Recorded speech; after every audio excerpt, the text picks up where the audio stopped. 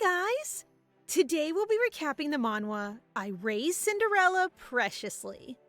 Please remember to like and subscribe if you enjoyed the video. It really helps the channel. Thanks. Everyone has heard the tale of Cinderella, a kind, beautiful young girl who gets saddled with two wicked stepsisters after the passing of her father. You've heard it 1,000 times, but one story you probably haven't heard is that of the stepmother. And for good reason. As the stereotypical evil stepmother, no one wants to. That's why this girl is so mad when she wakes up one day in the story of Cinderella, not as the protagonist, but the villain. As this version of the story goes, Cinderella's father was a man named Fred Barnes, a rich merchant who set off on a ship 2 years ago and was never seen again. 2 days after his death was confirmed, this girl woke up in the body of Mildred, his wife. Nearing 40 years old, Mildred has already had 2 husbands and didn't love this one. What she did love was money. And when Fred Barnes ran off to sea for a trade opportunity, he took half her fortunes with him. Wow! So not only did she reincarnate as a villain, but she's also poor. Talk about bad luck. Mildred has had trouble adjusting to this fairy tale world, but she does have a few skills to help her get by, one of which is baking. The thing she's not yet used to is having 3 daughters to look after. The 2 girls from her previous marriage are named Iris and Lily. So far, they don't seem like the wicked girls from the story. Actually, they're pretty sweet and very helpful. But life is hard for these women. Mildred has 3 daughters of marriageable age and a huge old mansion to run, without enough money to run it. While the girls are making bread together, the woman of the hour arrives. Cinderella, the heroine of this story. The girl in Mildred's body can understand why the stepmother would have hated Cinderella. She's beautiful, talented, and well-mannered. Unlike her own daughters, she probably has pretty good marriage prospects already. Although she is a little clumsy. Cinderella, whose real name is Ashley, drops a plate, and the shock causes Lily to send a whole stack of them falling to the ground. They run back into the room with brooms to clean up the mess while Mildred sends Ashley upstairs. She comes back to announce a visitor from the castle has arrived. Ah, we know what this means. And so does Mildred. She goes to the door to greet the messenger, receiving a letter. She decides to open it at the table over dinner. Each of the girls are waiting with bated breath to hear the news. Mildred announces that they have all been invited to a ball at the castle in 2 months' time. If she wasn't certain what story she was in before, this will make her 100%. Mildred, contrary to the old stepmother, makes no attempt to stop Ashley from attending. After all, the invitation does list her as a guest. The daughters are surprised at their mother's kindness. Ashley doesn't even have a dress. Mildred isn't bothered by this. She just announces that they'll have to get one made. Of course, they're not very good for money at the moment, so Mildred will need to make it herself. It's difficult for her to run a huge mansion all by herself, especially without servants. Before being trapped in this fairy tale, her biggest dream was to own a home. But now she realizes what a hard life it is to run one. While managing her finances after dinner, she wonders if the real Mildred was happier. When taking over her body, she inherited her memories, but not so clearly that she knows everything that's happened in her life. However, Mildred knows enough to want things to change. That's why she's determined to give Cinderella a better life and to raise these girls with love and kindness. The next day, she takes the girls into town to go dress shopping. The first time Mildred has left the house since her husband passed away. Wait, 2 years inside? I don't know about you guys, but I would have lost it after a few days. Her daughters are very excited to be out and about.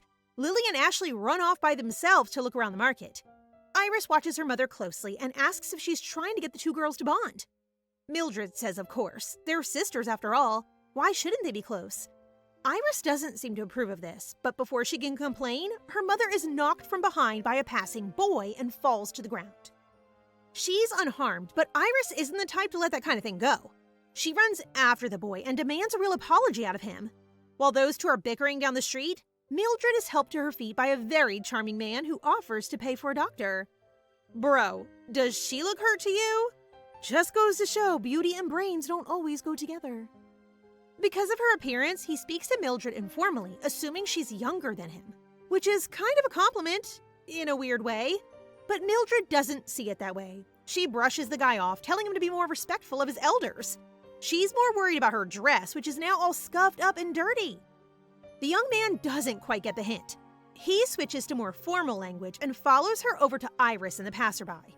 After getting an earful from her daughter, he bows and gives her an apology so intense that it kind of sounds like a joke.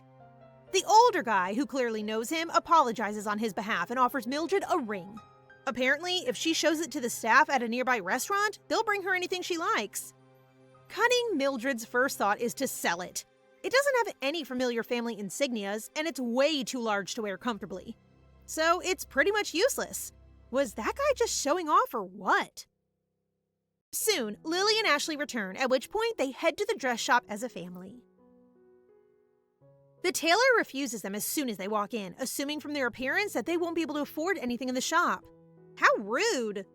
He changes his tune after Mildred mentions that they're attending the royal ball, but she's not going to waste time when she's already been offended. Her feet are starting to hurt a lot more after the fall, and now walking about is becoming difficult.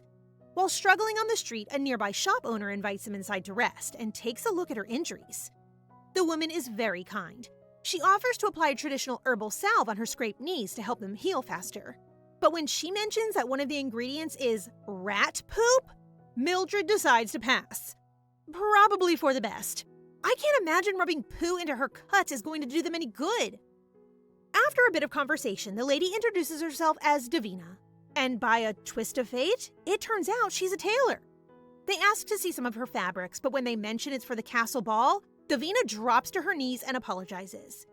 She's too scared to serve aristocrats, but Mildred reassures Davina that there's no pressure.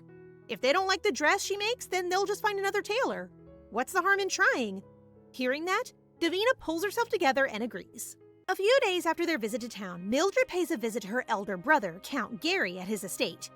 Her old friend Countess Sandra welcomes her with a smile and invites her in to see her brother, Sandra's husband. They get to talking about a new restaurant that is open in town, and it ends up being the same one that charming stranger invited her to. The Count says it's owned by Baron Walford, a young man who is quickly making a name for himself as a businessman. That must have been the man who gave Mildred his ring. Apparently, Walford has close ties with the royal family. His godmother is none other than the Queen Mother herself. Mildred is still trying to process all of this when he suddenly appears behind her. He's just as charming as usual, all smiles and courtesy. The Count is surprised to see that they already know one another, and even more surprised to find that his sister clearly doesn't like the Baron. The Baron isn't dissuaded by her prickly attitude. He kisses her hand and asks her to call him Daniel while they take a little walk around the room.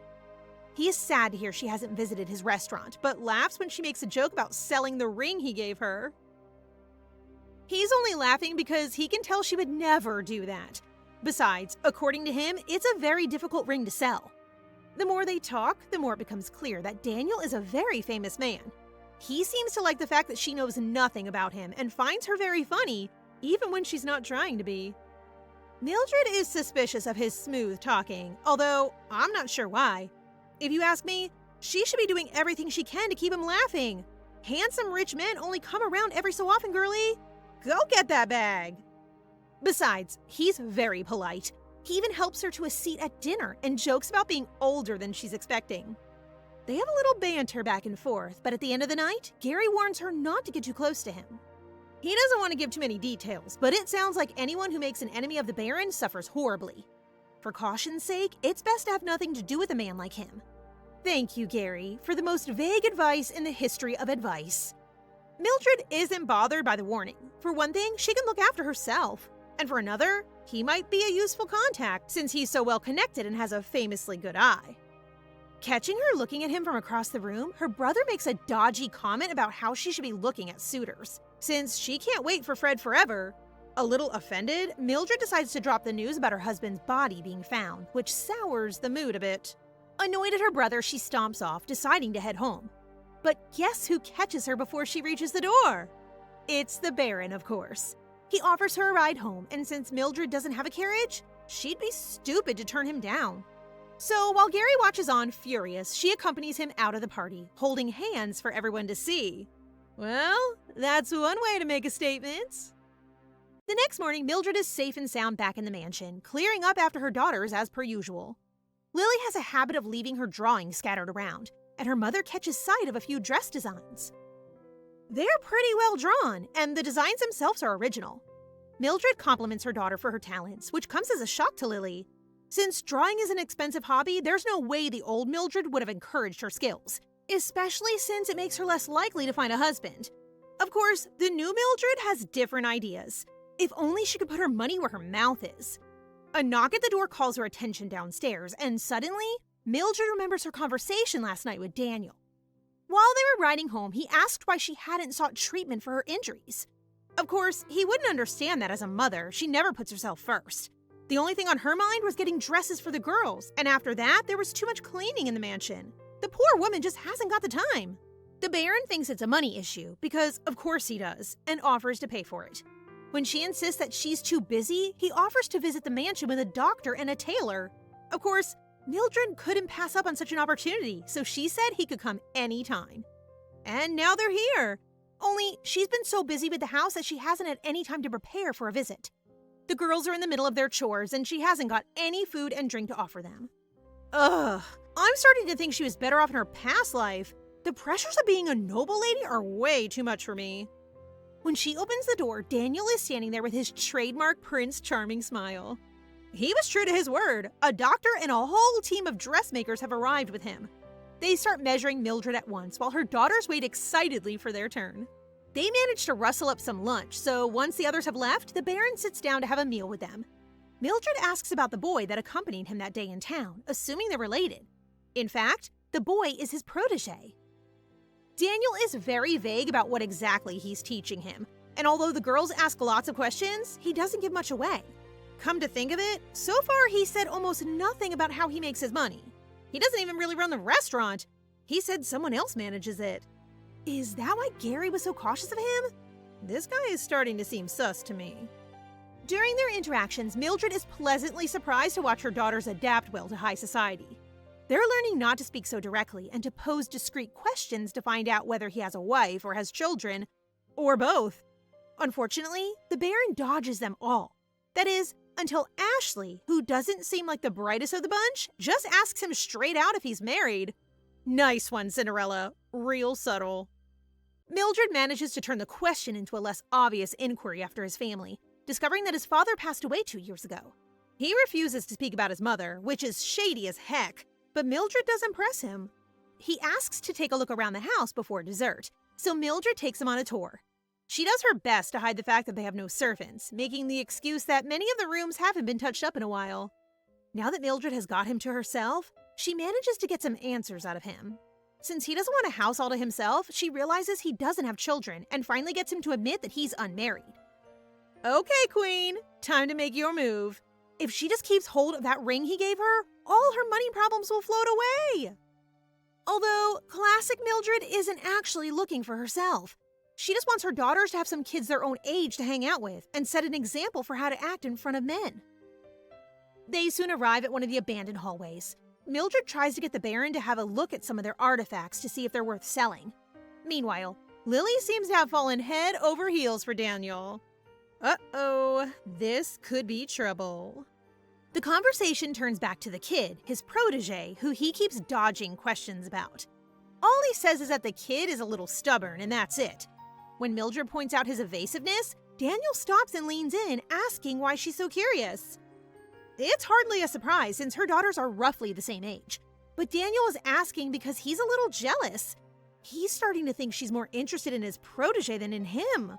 He's so self-obsessed, he hasn't even considered the idea that she might not be interested in either of them, which is more likely. But Mildred reassures him that she would never go for someone so much younger than her. Kinda seems like Daniel doesn't feel the same, which is a bit concerning. Moving on. A few days later, Mildred is on a visit to her brother's house after hearing that Sandra is sick. She promises to visit in a few days' time to check up on her friend. After her brother tries to reassure her that it's really not that serious, she jokes around that Sandra is more like family than he is. And besides, it doesn't seem like fairy tale medicine is particularly advanced. Even a cold could wipe someone out. Gary is obviously trying to introduce her to people, hoping to marry her off again. That's actually the whole point of this party, which is why she's so surprised when the Baron shows up. When she mentions that it's a remarriage party, Daniel seems pretty flustered. He admits that he's not here for the same reason. In fact, he's never been married before, which is either a good thing for Mildred or a giant red flag. As usual, Gary finds a way to butt in between them, and not long after that, the queen arrives. Mildred is especially interested. After all, if the story goes to plan, Cinderella will be marrying into her family, and that will make Mildred and Her Majesty in-laws. After her grand entrance, the music starts and everyone begins to dance. Gary and the Baron both ask Mildred for a dance, but unfortunately, Gary wins out. It's customary for a single lady to dance with a brother or close relative if she hasn't got a husband, so she doesn't really have a choice. Ugh, all these rules again! My head is spinning just trying to keep up. While they take to the floor, Mildred begins to think about her own daughters. Ashley will be fine, she's beautiful. But Lily and Iris aren't so lucky and don't have a lot of wealth to recommend them. Getting dancing partners might not be so easy. Meanwhile, Gary is trying to give her an earful about Daniel and how dangerous he is to be around. He thinks she's been deliberately leading him on, since apparently this is the first time he's attended a palace party, and everyone is wondering why he turned up.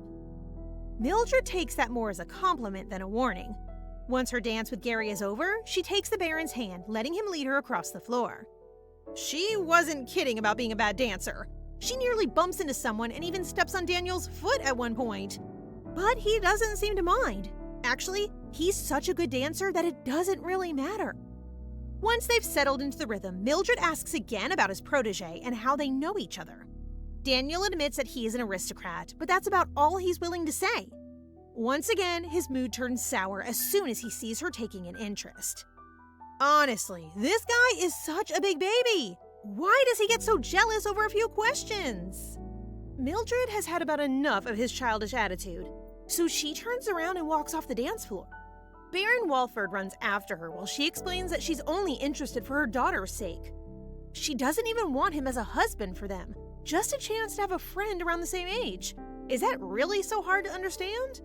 The Baron is surprised she hasn't already just arranged a meeting, but honestly, Mildred still isn't sure about his character. I wonder why that is.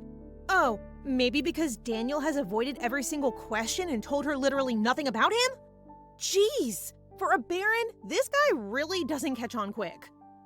As soon as he realizes what is going on, he assures Mildred that his protege is a perfectly respectable kid from a very good family.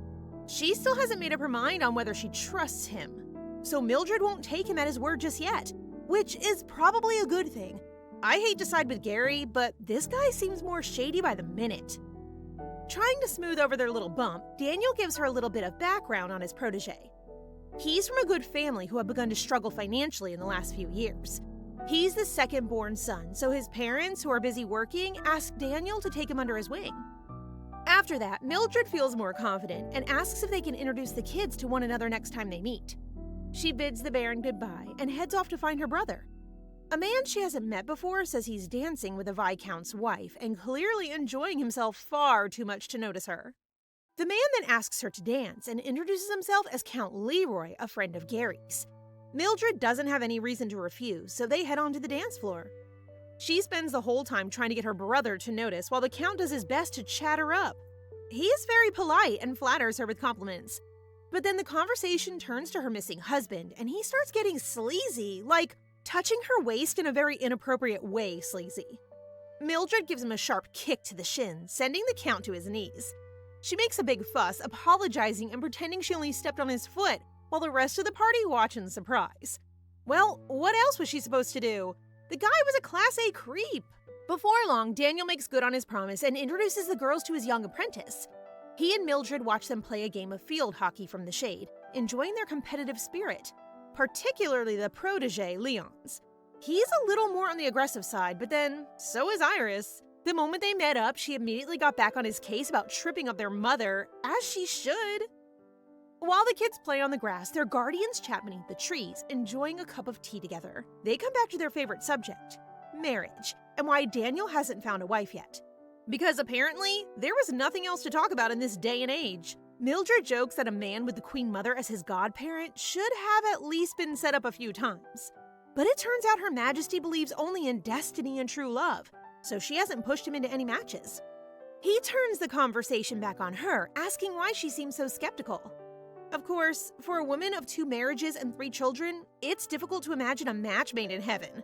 And she says it's difficult to date when you're still married. Daniel points out that she's not actually married anymore. which is true, but suspicious as heck. Almost no one knows that Fred's body was found except Gary and Sandra. Mildred corrects him, claiming her husband is only missing and not dead, but he doesn't believe that one bit. Ignoring that incredibly concerning comment, Mildred calls the girls off the pitch to give Ashley a little game advice. She may be a fairy tale princess in the making, but she's not got much talent for sports. After the game, they sit down for some lunch brought directly from the Fairy Fountain restaurant, thanks to Sir Walford. The girls are polite and chatting to Leon, especially after they find out he's already been to a debutante ball. Mildred remembers her own debut, or at least she remembers the memories. She was popular, despite not being very wealthy. She was pretty enough to get lots of interest from men. But when Daniel asks, she plays it down, not wanting to seem self-obsessed. Somehow, the conversation slips back to marriage, and the Baron asks outright if she still believes herself to be married. Mildred dodges the question and says even if she didn't, she wouldn't be discussing the details of her marriage with someone like the Baron. Ouch! Well, he was asking for that. Daniel's tone suddenly changes. He apologizes for being rude and suggests they end their little outing. He and Leon escort the ladies back to their mansion where Mildred, ever the gracious host, offers them some tea. Leon notices right away that there are no servants, finally pointing out the horrifying truth that they have all been trying to hide this whole time. Mildred makes up some story about the butler being injured and the other servants taking the day off since they were out at a picnic. She quickly moves the conversation on, eventually suggesting Iris and the kids take Leon on a tour of the house. Alone again, Mildred and Daniel get a chance to talk about more adult things, like, yes, you guessed it, the ball. Suddenly, there's a loud bang from the other room. They get up to investigate, but Mildred already knows who has arrived. Gary is storming through the corridors with his poor wife in tow, yelling about how she treated Count Leroy. I guess he was bound to hear the truth eventually, but isn't it his fault for being friends with such a skis? Mildred plays the role of innocent sister perfectly and acts like she has no idea why he's so mad. While Sandra is telling him to shut it, Gary reveals that Leroy actually had his ankle dislocated. That's how strong her kick was. Mildred jokes that she was hoping to fracture it. Maybe she should work out more in the future. She makes a point of introducing the two of them to Baron Walford, because clearly Gary is so enraged that he didn't notice his presence. After calming down a bit, he reveals that the whole story is going around their club, making him embarrassed. Why are all these men such babies? Rightfully, his sister points out that he's already doing a great job of embarrassing himself, storming in here and whining about something she did to a man who fully deserved it. She does exactly what Leroy did to Gary, who is disgusted. He seems a lot less annoyed with his sister now. In fact, he's more annoyed that the Count is going around getting sympathy from the other nobles when he was the villain. Not wanting to interrupt a family matter, the Baron excuses himself and heads home for the evening. After he's gone, Sandra and Gary ask how come there are no maids or servants around. Mildred admits she can't afford help right now. She's just waiting until one of the girls can get married. Then they might have enough money for a cleaner or a cook. Meanwhile, Leon and Daniel have arrived back at their own estate. It seems they've also figured out the Barnes' family secret, despite Mildred's excuses about an injured butler. But instead of looking down on the girls, Daniel is worried. 4 women in a big house all alone with no servants? In this day and age, that would be really bad news if something were to happen. So you can see why Mildred doesn't want people to find out in case they become a target. While the boys are sharing their concerns, Leon suddenly slips off a wig to reveal bright blonde hair. Even weirder is the fact that Daniel throws it into the fire as soon as it's off. As if all that wasn't enough, the Baron then addresses Leon as Your Majesty and gets him dressed up for his swordsmanship class with a man named Lord Casey. Wait, does that mean Leon is the prince? As in, the prince who is supposed to fall in love with Cinderella? That prince? While they're heading to the training room, Leon brings up an incident with Mildred and her daughters from that morning.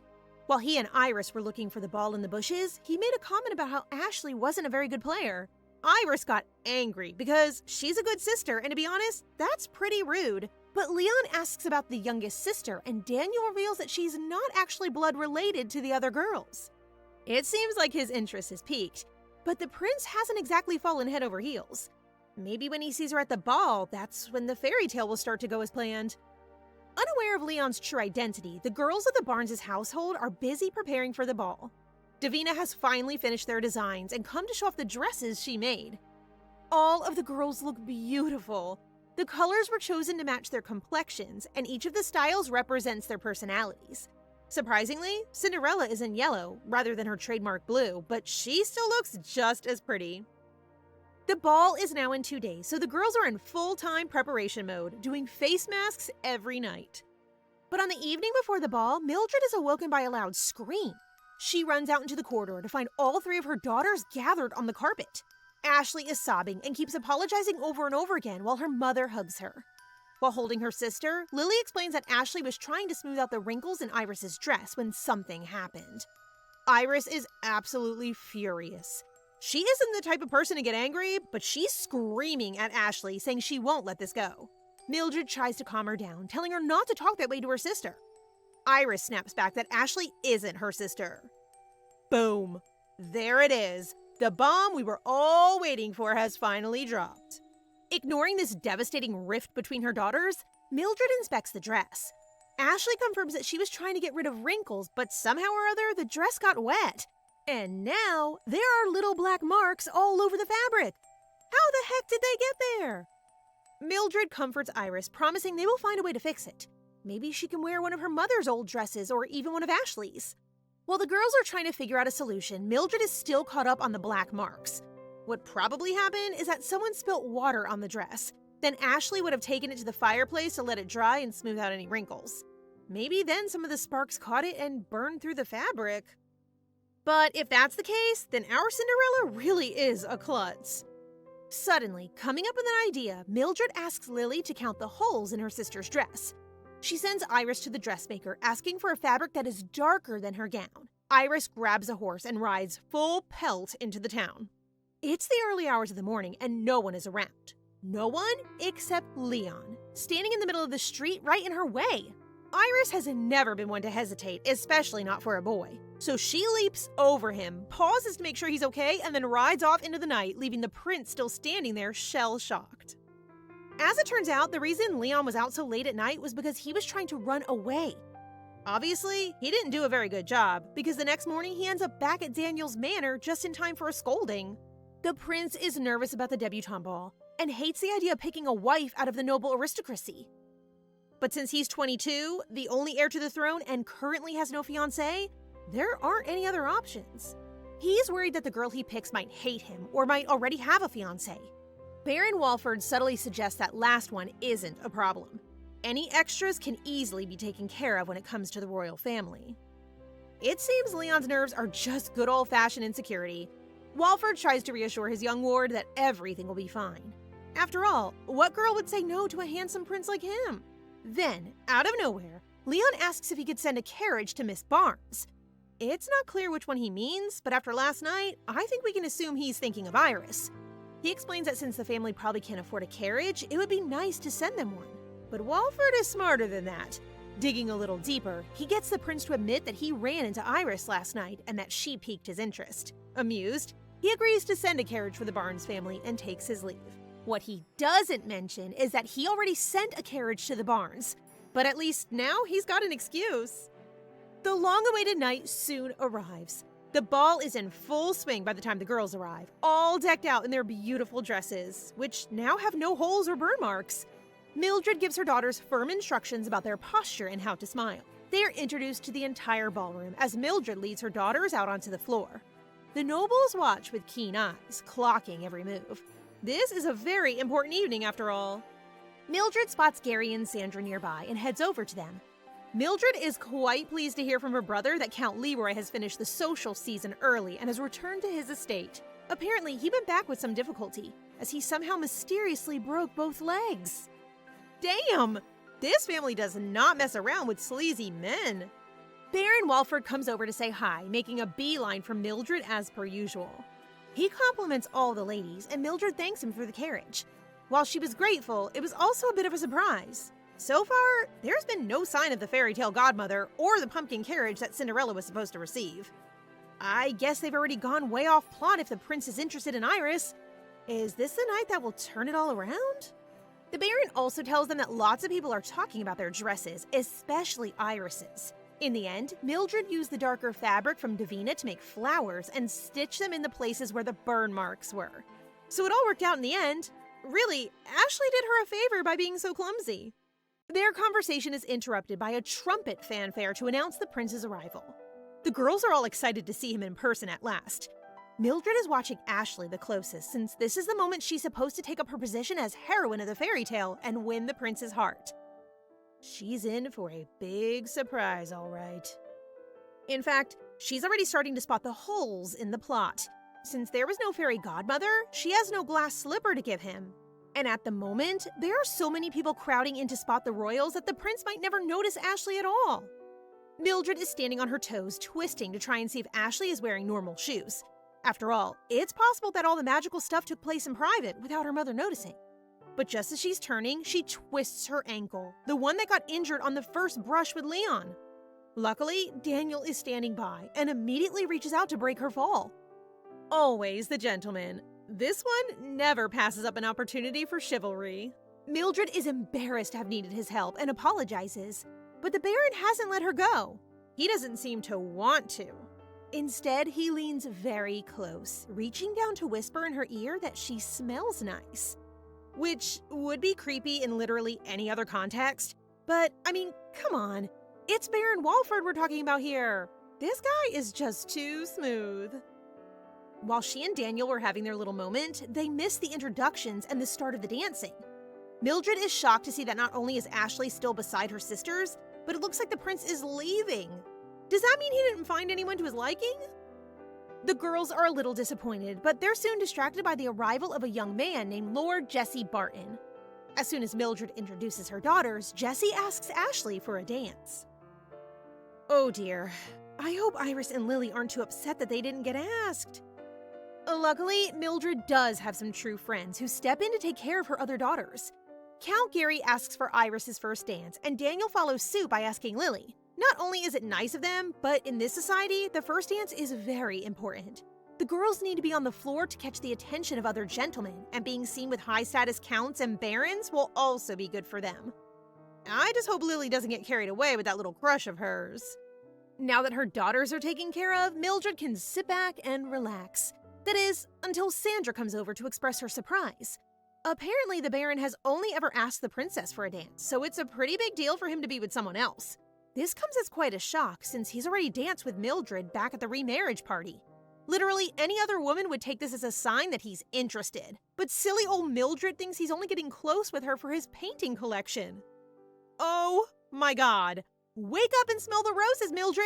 You've got a Baron on your tail! Even the girls can see it.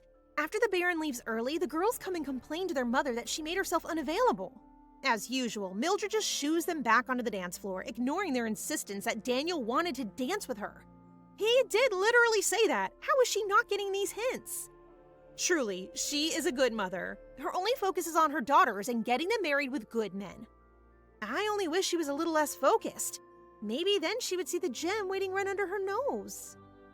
After several rounds of dancing with eligible young men, Mildred calls her girls over for a timeout and a chance to rest their feet. While they drink some water and catch their breath, there's a girl crying in the corner. It's probably just because she hasn't been asked to dance, but the girls are all curious. Mildred tells them that it's not polite to poke into other people's affairs, but the weepy girl is being so loud they can't really help it. Her friend tells them that her dress is ruined, so Mildred comes over to have a look. She thought she could help since she brought her sewing kit along, but unfortunately, the problem is a big old wine stain, not any rip or tear. Yeah, thread isn't gonna fix that one, honey. Might as well head home. Mildred is annoyed on the girl's behalf since the girl is clearly underage and shouldn't have been drinking in the first place. Her friend introduces herself as Patricia, and the crying girl is Marcia, her cousin. Even though the stain looks pretty severe, Mildred isn't one to give up without a fight. She sends her daughters off for some sparkling wine, a bucket and soap, and some towels, while Marcia and Patricia pull down one of the curtains for a cover-up. Once the girls are back with the supplies, Iris is sent to guard the door to keep all those pesky men away while she changes. Meanwhile, Baron Walford is still kicking around at the edges of the dance floor, making polite conversation with a woman who seems very interested in Iris's dress. A young man joins them, assuming they're talking about Ashley, since she's also made quite the impression this evening. Walford is doing a good job being their PR manager, helping spread good rumors about the girls and their personalities. Well, at least he was, until Ashley went running through the ballroom with a stack of towels in her hands. Cinderella, babe, use the corridors. Back in the makeshift changing room, Iris is watching a pair of young men approach from down the hallway. She tells them the resting room is occupied by her mother and sisters, who shouldn't be disturbed. Any normal person would just move along, but these guys are clearly troublemakers. They are a little suspicious as to why a girl would be standing guard if her family are only resting. They're actually cheeky just because no one is around and they want to tease her. But Iris isn't easily shaken. She takes a deep breath and says there's nothing interesting inside. She then invites them to take a peek, at which point the boys freeze up. They start laughing nervously, claiming they weren't trying to take a look or anything. Iris asks why they're still hanging about in that case, something that Baron Walford repeats when he suddenly appears behind them. The boys practically wet themselves when they see the Baron and run off as soon as he threatens to stand guard himself. Iris is very grateful for his help, only revealing how scared she was once the boys have gone. Another lady walks up to them to check on Iris, who draws her in and explains the situation. The old lady seems quite amused at the fact that Iris is keeping out all the men, even Lord Walford. The lady turns to her maidservants and tells them to wait. It's only then that Iris realizes this is no ordinary lady, but the Queen Mother. She gets down into a curtsy at once, but the Queen Mother helps her to her feet. Clearly, she doesn't like people making a fuss over her, and reluctantly allows the Countess Valerie to enter with her, only because she insists. Inside, Mildred is hard at work pouring her makeshift stain solution on the dress. To the girls' delight, it works, vanishing the stain right before their eyes. She scrubs the last of the stain away with soap while her daughters stand by with towels and water. When they lift it up, the dress is flawless. Marcia runs over to give her a big hug and her thanks. Little do they know, the Queen Mother is watching from the door, where she seems especially impressed with Mildred's efforts. After the ball is finally over and everyone is back home, Mildred is feeling her age a little. She is nearly 40 after all. A night of dancing, drinks, and fixing dresses has really taken it out of her. While she's lying in, Iris and Lily sneak in to check that she's okay. As teenagers, they have all the energy in the world, even after going to bed at dawn. Actually, that's kind of insane. Aren't they tired? Apparently, it's already past lunchtime, so the girls are a bit worried about their aging old mother. They leave her to get some more shut-eye, but now Mildred is awake and she can't help thinking about the story. Ashley didn't drop a glass slipper for the prince to find. She wasn't even visited by a fairy godmother. It must be because she wasn't being mistreated by her stepmother. If there are no evil stepsisters, then I guess there's no need for a guardian angel. But what does that mean for the rest of the plot? While running through the possibilities in her mind, Mildred suddenly bolts upright in bed. What if this isn't a fairy tale at all? What if Ashley was never Cinderella? At just that moment, the girl herself appears, looking very concerned. She starts crying, which makes Mildred take as a sign that she broke something again for the 100th time. But for once, nothing is ripped or smashed. Ashley is only crying because she feels guilty. She thinks her mother is upset because she received more invitations to dance than Iris and Lily. Mildred feels awful, realizing her daughter has been so worried about such a tiny thing. It's not like she had any choice in who asked her to dance, and besides, her sisters don't seem jealous. Her mother is beginning to realize how much Ashley feels like a spare part, being the only one who isn't blood related to the other girls. But Mildred doesn't see it that way at all. Almost tearing up herself, she tells Ashley to come for a hug and holds her tight. Aw, poor girl. It's easy to forget because she's supposed to turn into Cinderella, but Ashley is only a 17-year-old girl who only recently found out her father died. No wonder she's so easy to upset these days. She reassures Ashley she is delighted with how many invitations she received, and that her sisters don't envy her one bit. In fact, she's proud of her. While mother and daughter cuddle on the bed, Mildred makes a decision in her mind. Even if the story doesn't go to plan and Ashley doesn't become Cinderella, Mildred refuses to act like the evil stepmother. She wants to create a better future for her girls, one where everyone is still family at the end of it. And if that means no glass slippers or Prince Charming, then so be it. Iris comes in with a tray of tea and quietly sets it down on a table, trying not to disturb them. I wonder if she regrets saying Ashley wasn't her sister now that she's seen her crying? Once Iris has gone, Mildred talks to Ashley about her birth mother and how the family they've ended up with is a bit, shall we say, abnormal. But that doesn't mean they can't treat each other the same. All families should make an effort to be close, even when they're grown up and have husbands of their own. Ashley suddenly says she doesn't want to get married and buries her head in her mother's side. Mildred finds that kind of funny, since the whole story of Cinderella revolves around her getting married. Then again, this isn't that story, or at least, it hasn't been so far. Mildred is understanding and says she doesn't have to go to any more parties during the social season if she doesn't want to. But she also points out that there are other reasons to attend than just marriage. Yeah, like making friends maybe? These girls genuinely have no one but each other, and while that's kind of cute, shouldn't a 17-year-old have at least one bestie? Their little love fest is broken up when Lily comes sprinting into her bedroom, announcing that a letter has arrived from the castle. Mildred gets all dressed up to receive it, only to come downstairs and find Baron Walford standing there instead. Okay, I love that the girls are involved in this little affair. All jokes aside, Walford has actually brought an invitation from the castle, although this time, it's just for her. It's from Her Majesty the Queen Dowager, inviting Mildred for tea, which is a pretty big deal. She can't really say no, even if she wanted to. I mean, it's the Queen. Daniel seems to already know all the details and says he'll personally escort her to the castle in a week's time. I'm starting to wonder if the Queen is also playing matchmaker if she asks Daniel to escort her. But before they can get any further, Lily butts in. She asked Walford to come and examine a painting, a thinly veiled attempt to get some alone time with her man crush. Honestly, this girl. Although her mother doesn't suss her plan, Iris definitely knows what's going on and asks Mildred to accompany them. When they arrive at the painting in question, Walford becomes interested in identifying the painter.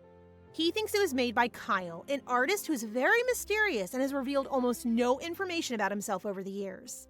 Thanks to his anonymity, his paintings go for quite a lot of money. So Daniel calls in some experts to visit and remove the frame to check the signature. But if it is that valuable, then Mildred wants to make sure it's returned to her. She gets Lily to write a name in pencil on the painting so that they'll be able to identify the original in case it gets swapped. You can't be too careful with priceless antiques. The painting people are actually very professional. They wrap the painting carefully, pack it up in their wagon, and promise to have it back soon. Lily comes outside to ask if she thinks the Baron would really scam them. Mildred kind of seems like she wants to say yes, but she carefully dodges the question, telling Lily instead that sometimes people can cause trouble even if they don't mean to. In town, the Baron has accompanied the art experts to look at the painting himself, and brought along Leon for good measure. Both Daniel and the experts confirm that it is indeed the work of Kyle, which gets the geeks all excited. The Baron asks them to keep this a secret for a while and send the painting straight to his mansion with a certificate of authenticity. It might seem sus, but actually the Baron has Mildred's best interests at heart. They can't trust the experts to keep this information to themselves, and since the painting is worth a lot of money, there could be people who will come after it. It's therefore much safer to keep it with the Baron than in a home with 4 women and no servants. Leon asks outright if he's doing this because he's interested in a lady from the Barnes family, since Daniel doesn't seem to answer questions unless they're direct. The Baron answers that he's more interested in the mansion since the Queen Dowager stayed there once. Wait, he's not trying to swindle the painting, he's trying to swindle the entire house? Does he plan to kick the ladies out or what? A few days later, Leon joins the Baron at his restaurant for a fancy dinner and asks after the Barnes family again. Walford tells him that Lady Iris was looking for him at the ball, though Leon seems relieved to hear that her first dance was with her uncle. He wants to be the one to dance with her, but he can't go anywhere near the girls in case they recognize him. I'm not sure how long he plans to keep this bit going. Even Daniel points out that there wouldn't be a problem if she found out the truth. Speaking of, isn't it about time we had an explanation for this whole prince in hiding thing? Isn't he actively looking for a wife? Why does he need to wear that silly wig? They're talking about how to get close to her without ruining his identity when someone bumps into Daniel from behind. He seems very suspicious of the man and watches him walk hurriedly down the street, vanishing behind a corner. They change direction to follow him, while Leon keeps blabbing about how Iris is a respectable woman who shouldn't be lied to. It's only when they end up in a shady area that he realizes they've taken a turn. A few minutes later, the man who bumped into him shows up with a fistful of coins from Walford's wallet. The other crooks recognize Walford immediately and caution the thief to give it back. But the Baron plays innocent, telling him to keep it. Just before the thief drops to the ground, paralyzed. Whoa! Who is this scary guy standing in Walford's place? I thought he was just a flirt, not some kind of mobster.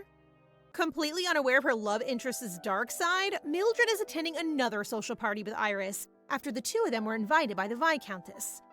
The host greets them at the bottom of a grand golden staircase, and the women exchange compliments. Mildred must have gained quite a reputation for dress sense because the Viscountess asks right away if she notices anything missing on her dress. It looks gorgeous to me, but Mildred's keen eyes can see the design is a little lacking. Word has got around that it was Mildred who attached the fabric flowers to Iris's dress. It seems like that's how they got an invite, because the Viscountess wants the rights to the design so that only the two of them can use it. She offers an extortionate price that takes Mildred by surprise, and she has to have a sit-down. The Viscountess offers her some tea while she thinks over the proposition. Aristocrats are forbidden from working in this land. Selling the rights should be fine, but how would she even prove her claim over the idea? Hold up. When did this manhwa get so business-minded? This is supposed to be the story of Cinderella. How did we end up duplicating priceless art and selling fashion designs? Mildred asks the Viscountess for some time to think it over, which of course she agrees to. Once she leaves, Mildred communicates to Iris what she was asking and the insane sum she was willing to offer. Her daughter is just as shocked. Obviously, the money would help them out a lot, but it's more complicated than a simple exchange. For example, the method for making the flowers is really easy. It would be difficult to keep the design a secret if someone just tried it out themselves, and then that defeats the whole purpose of establishing the rights. Meanwhile, Ashley and Lily are home alone trying to make dinner for themselves. As usual, ditzy Cinderella has managed to burn something. It's pretty much her brand at this point. They haven't got much else to eat, and it's already getting late, so Lily just cuts off the burned part and cuts up some ham to eat with it. Since there are no adults, they take their indulgent dinner to the greenhouse, where they can quickly clean up if their mother and sister come back early. Lily clearly has a much more of a naughty streak than we realized. She even brought them some cider. Well, this is going to go wrong, isn't it? While she's having the time of her life tucking into her food, Ashley is close to crying. She was trying to bake the bread as a way of surprising her sister, hoping to have dinner all prepared by the time she finished her sketches. But as always, she messed it up. Lily notices her sniffling and reassures her sister that the bread is still delicious. Ashley relaxes a little after that, though her thoughts turn to her childhood and how different things are now. When she was younger, she lived in luxury, with many servants to keep her company and give her gifts. But her father was always away on business trips, so even if she wasn't alone, she was always lonely. Lily asks about her mother, but Ashley doesn't remember much since she passed away when she was only 5. These days, she's been seeing Mildred as her real mother, especially after the dramatic change in her attitude over the last year. I guess the old Mildred must have been truly horrible to her, since she's always so nervous every time she breaks something. It's okay, Cinderella. Your prince may not be coming for you, but at least you have a real family now. A few days pass, and tea with the queen finally arrives. Mildred is asking the Baron for advice on what skirt to wear, since she's so nervous about making a good impression. Walford assures her that she'll look beautiful in whatever she wears, which would be sweet if he hadn't been conspiring to buy her house just a week earlier. I don't know about you guys, but I really can't decide whether to trust this guy or not. You'd never know his intentions from the way he treats Mildred, all compliments and charming smiles. Right before they leave, he does yet another suspicious thing by having a conversation with Lily, where he agrees to consider some kind of proposal. When Mildred asks what they're talking about, he says it's a secret. No. That's an underage girl, and this is her mother, dude. No secrets here. Walford reassures her that Lily only asks for a small favor, and he has every intention of telling her about it soon. Then he smoothly moves the conversation onto her painting, telling her they confirmed it was an original and that the painting has been moved to his residence.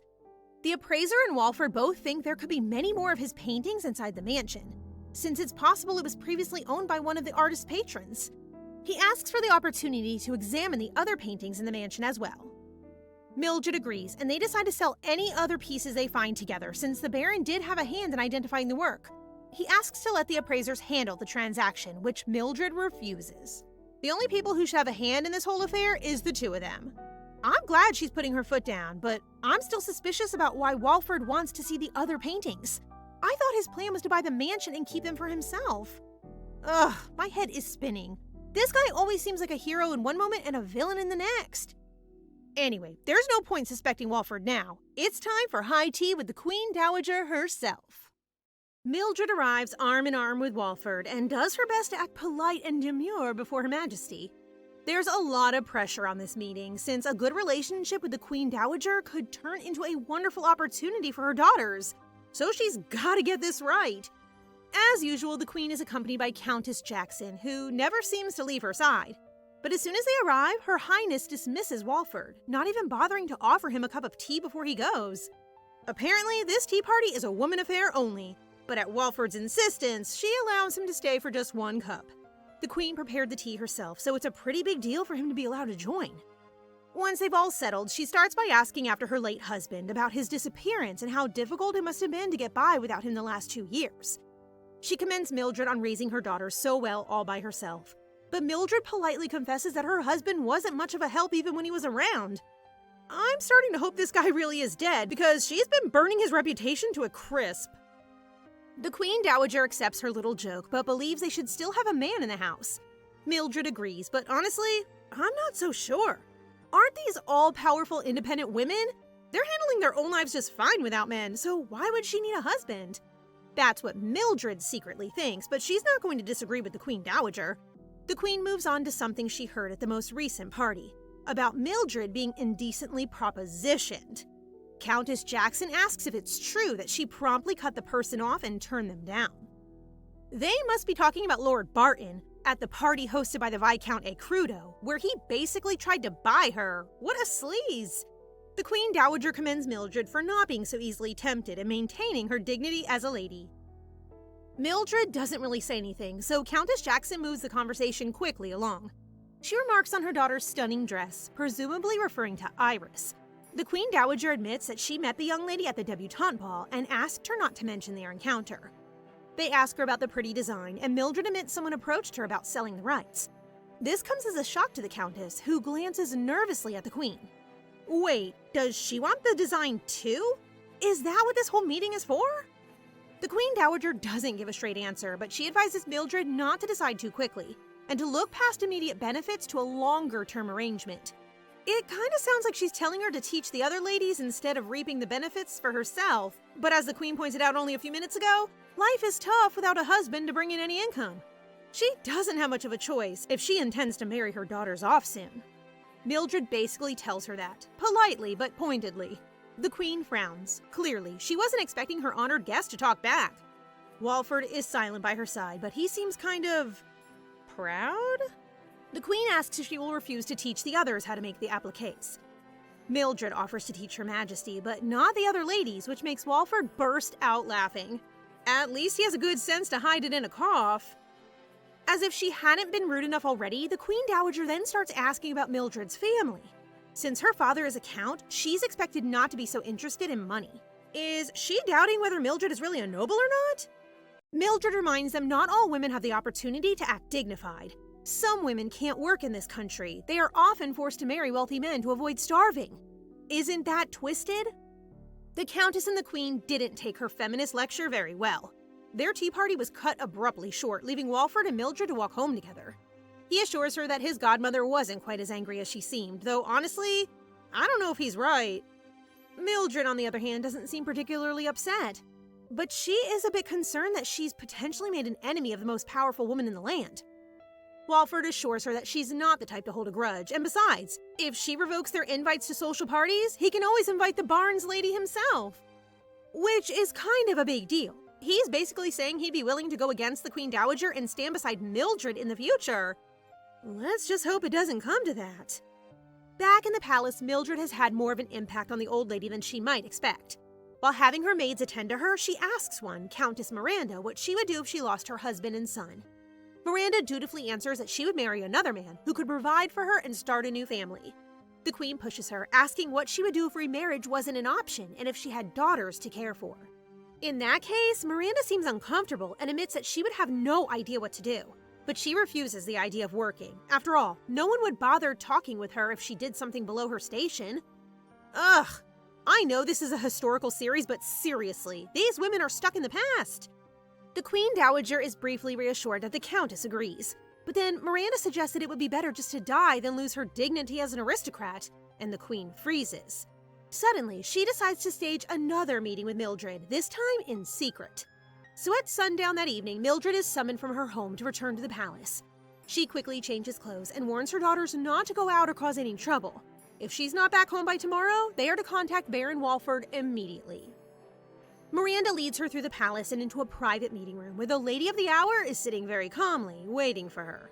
Mildred thought she was angry at her, but when the queen offers her tea, she realizes this might be more than just a slap on the wrist. Then, she shocks Mildred by apologizing, the Queen Dowager herself.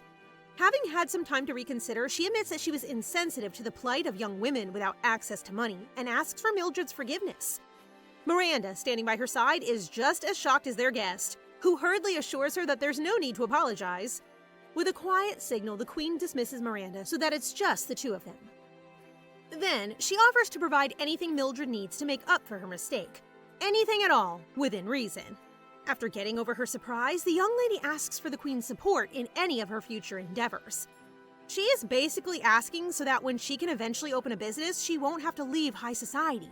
After all, if the Queen supports her choices, she can do whatever she wants. She spends the rest of the evening detailing her plans to the Majesty, who is surprisingly supportive about the whole thing. I guess she's more open-minded than we gave her credit for. The next time the Barnes family attends a social event, Mildred calls Ashley to the front to present her first. They've been invited by Isabel, wife of the Marquise Rowan, who just so happens to be the Queen's senior lady-in-waiting. She's therefore very close to the royal family, so Mildred hopes to present Ashley in order to get her closer to the Crown Prince. Cinderella must meet the prince, remember? Earl Murphy, Mildred's brother, has a connection to the Marquise, which gives her a chance to get closer to them. From her memories, she can even tell that the original Mildred had a bit of a thing for the Marquise. Having greeted the hosts, the girls turn to face the other guests, already on their best behavior. Just like at the debutante ball, it doesn't take long for them to catch the eye of several young men who approach the girls, especially Ashley. Their hostess Isabel descends to announce that the music is about to start and asks the gentlemen to find dancing partners. She borrows Mildred for a conversation in private where Isabel compliments her daughter's dresses. It seems they're fast developing a reputation as a family of fashionistas.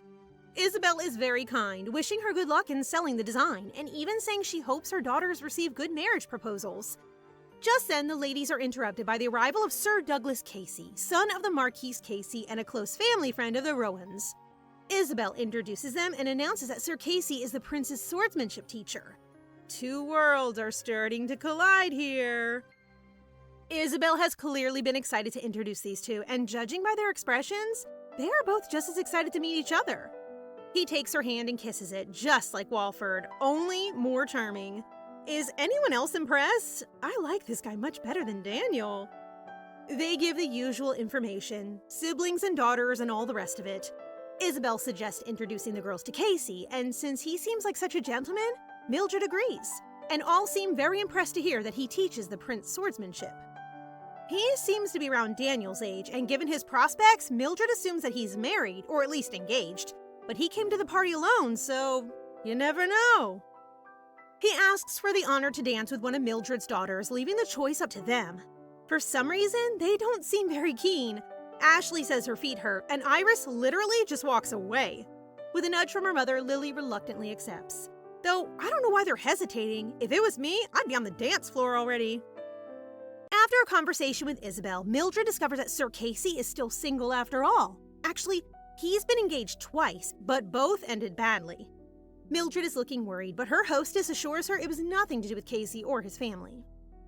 Isabel steps a little closer and says that he was given a gift from a fairy, which seems like a good time to mention that yes, fairies exist in this universe.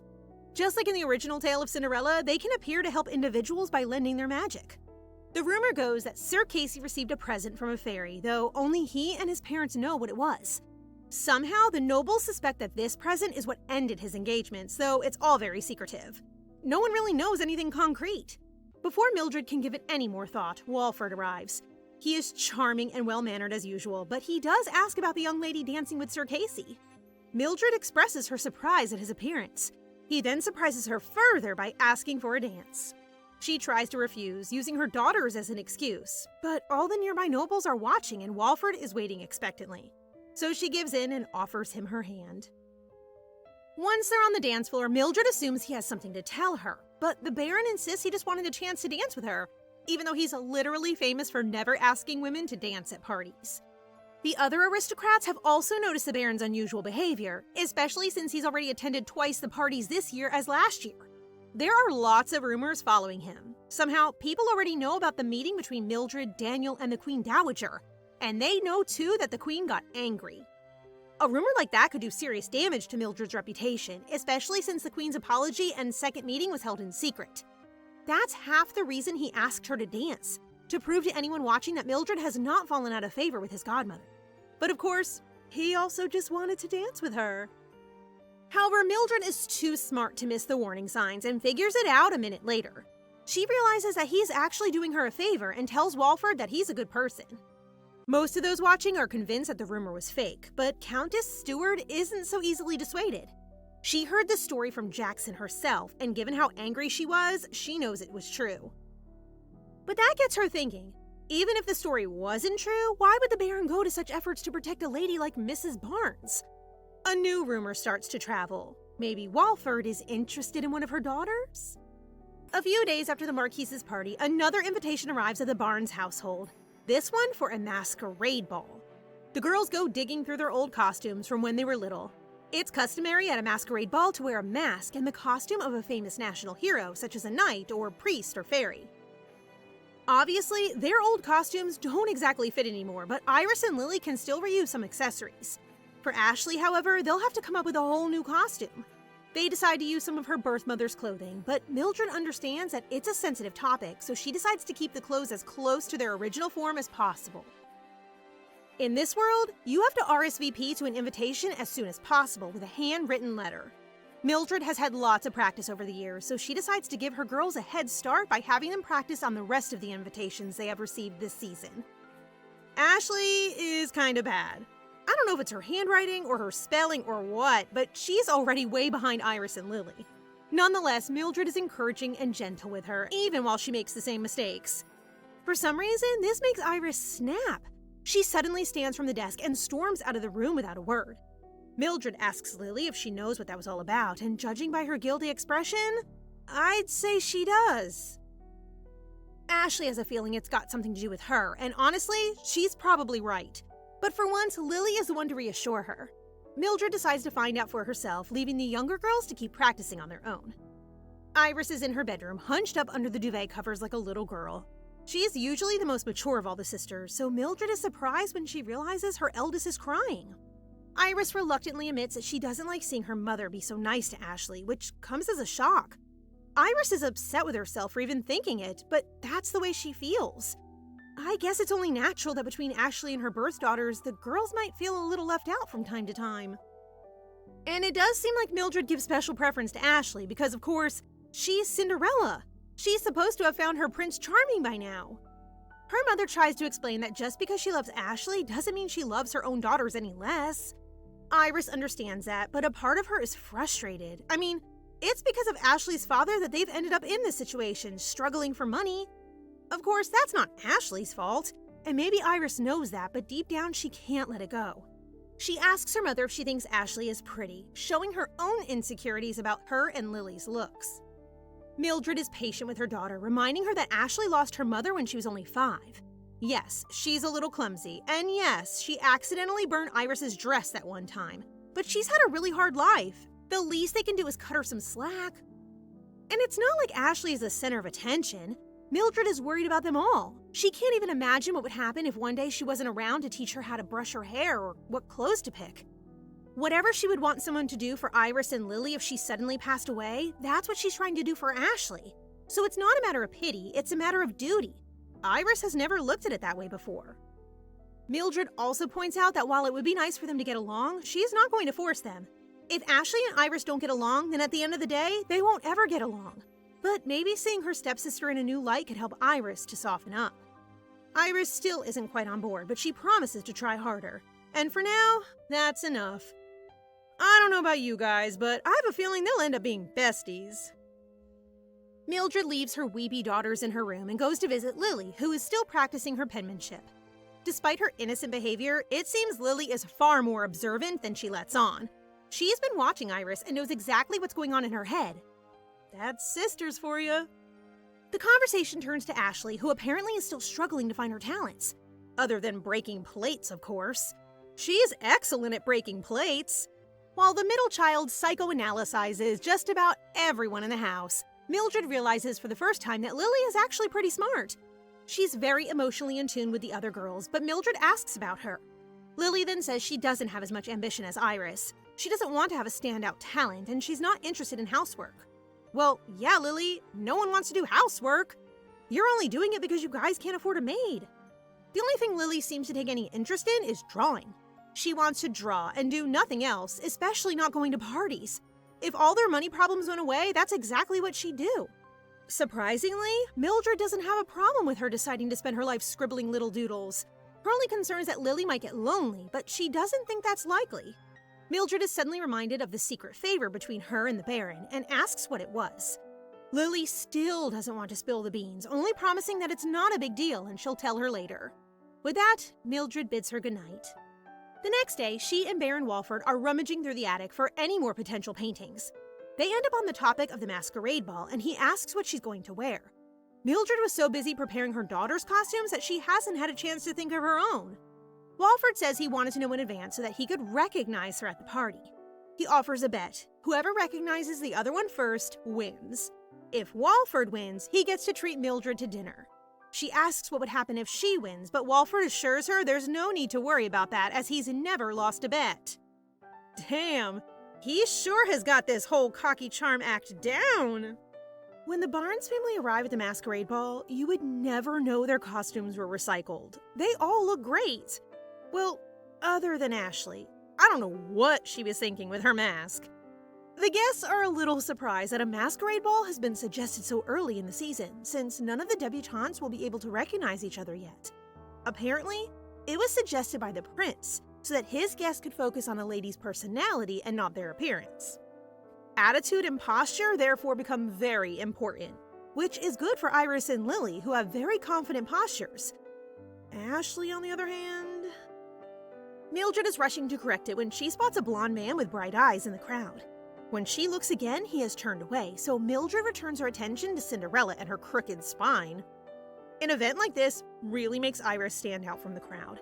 Aside from her appearance, she is intelligent, well-mannered, and can adapt to any situation.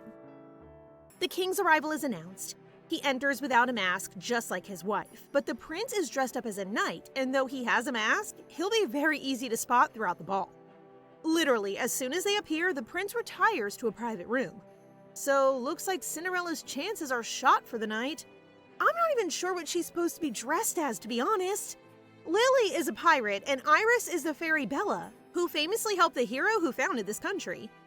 According to the myth, Bella grants wishes to any who truly wish them. It's kind of like a wish herself, to dress up as a fairy who might make her dreams come true. After all, Iris knows better than anyone that she is from an ordinary background and not quite as beautiful as some girls. In order to take care of her family, her only task is to get married. So when a young man approaches her and asks for a dance, Iris reaches out her hand. But before she can take his, another hand cuts through, claiming she has already promised to dance with him. I don't know if that's true, but it can't be a bad sign if men are fighting for her hand. And besides, this guy, whoever he is dressed up as the hero Jeddah, who found the nation with the help of Bella. It's like they're meant to be together. A quick glance at the distinctive blue eyes beneath the mask tells Iris this must be Leon. He leads her to a private spot and takes off his mask, insisting that she did really promise a dance way back at the tea party. He is determined to have her first dance, so Iris gives him her hand and accepts. Which is cute and all, but seriously, I'm more impressed by how quickly he changed costume and put on his wig. As far as the other guests can tell, the real Prince Giuseppe is standing politely at the side, wearing a hood and a mask. I wonder which poor attendant had to take up that job. While watching Iris dance, Ashley spots the prince in hiding in the corner, since their mother told her to remember the mask. Unfortunately, she assumes that was a warning and not an invitation to go and make conversation. Lily, on the other hand, can tell right away that the person wearing it isn't the prince. She really doesn't miss a thing, does she? The fake prince approaches them and Ashley seems scared, so Lily sends her back to their mother and meets him herself. The mysterious man asks about Ashley and then, in a voice that sounds very familiar, asks Lily to dance. Lily is taken aback, but she agrees. While they're on the ballroom floor, she gets a feel of his muscles, and for some reason, that's the clue that tells her this is Duke Casey. I mean, a lot of men have muscles, so I'm kinda surprised she noticed just from his pecs. I hope she can control herself around him. At At least we can claim it's artistic interest and not just attraction, since her first instinct is to draw him rather do anything further. Either way, Lily is embarrassed at the thought. Casey is surprised at her shyness and asks if they've met before. Lily tells him they have, but even if she took off her mask, he wouldn't recognize her. Suddenly, he pulls her close, letting a bit of his hair show as he admits that he can never forget such beautiful green eyes. He is such a charmer. I don't know how Lily didn't fall for him then and there. The only girl not dancing is Ashley, who seems so afraid of men that she avoids them at every chance, sticking as close to her mother as possible. I guess it's a good thing she wore that old lady mask after all. They watch Lily and the fake prince separate on the dance floor. He admits his identity, and Lily tells him that if he really remembered her, he would remember her name. Damn, Lily got game. Mildred is impressed to see her daughter handling men so well. She's still looking for Iris when the blonde man from earlier approaches her, stopping her in her tracks. He pulls her close, joking that he gave her the chance to win earlier. So it was the Baron after all. He's taken a leaf out of the prince's book and wigged up. Mildred is convinced that he's used magic to change his real appearance since his eyes are such a shocking color too. But magical transfiguration is expensive. He must have paid a lot just to win their little bet. Walford points out that it could be the other way around. This could be his real appearance and the other one the fake. Although I doubt that very much. Walford reassures her that Iris will be fine with Leon since he's a good kid and won't do anything untoward. They step out onto a balcony and find a young couple getting close and cuddly. The sight of it gives Mildred a bit of shock. She thought it was Iris for a moment. Walford points out that Iris is 19. She can't be a child forever. But Mildred doesn't think that way. After all, she'll be their mother forever. That's her duty, first and foremost. Daniel takes a long look at her and asks if she doesn't want to become something more than a mother. What about someone else's lady? But for a woman who's been married twice, I guess the idea has lost its appeal. After all, when a woman becomes married, she loses any of her own assets and has to manage her husband's. Isn't it better to keep things for herself so that she has some security? Walford, who still hasn't been told about Fred's death, points out that technically she is still someone else's lady. Mildred tells him not to joke around and walks away. Meanwhile, on a different balcony, Iris and Leon are standing in awkward silence together. Iris touches his mask, admitting that she'd much rather see his expression than keep their faces covered up like this. They take them off, and Iris points out what an incredible coincidence it is that they ended up dressing as Bella and Jetta. Right, coincidence. The truth is that when he appeared as his true identity, the prince, Leon spotted Iris in the crowd and quickly picked an outfit to match hers. It's not fate so much as good old-fashioned romance. Both of them are blushing when Leon suddenly takes her hand. Right at that moment, Mildred stumbles upon the sight and tries to call her daughter inside. Thank God Daniel is there to hold her back. You've got to let the romance unfold.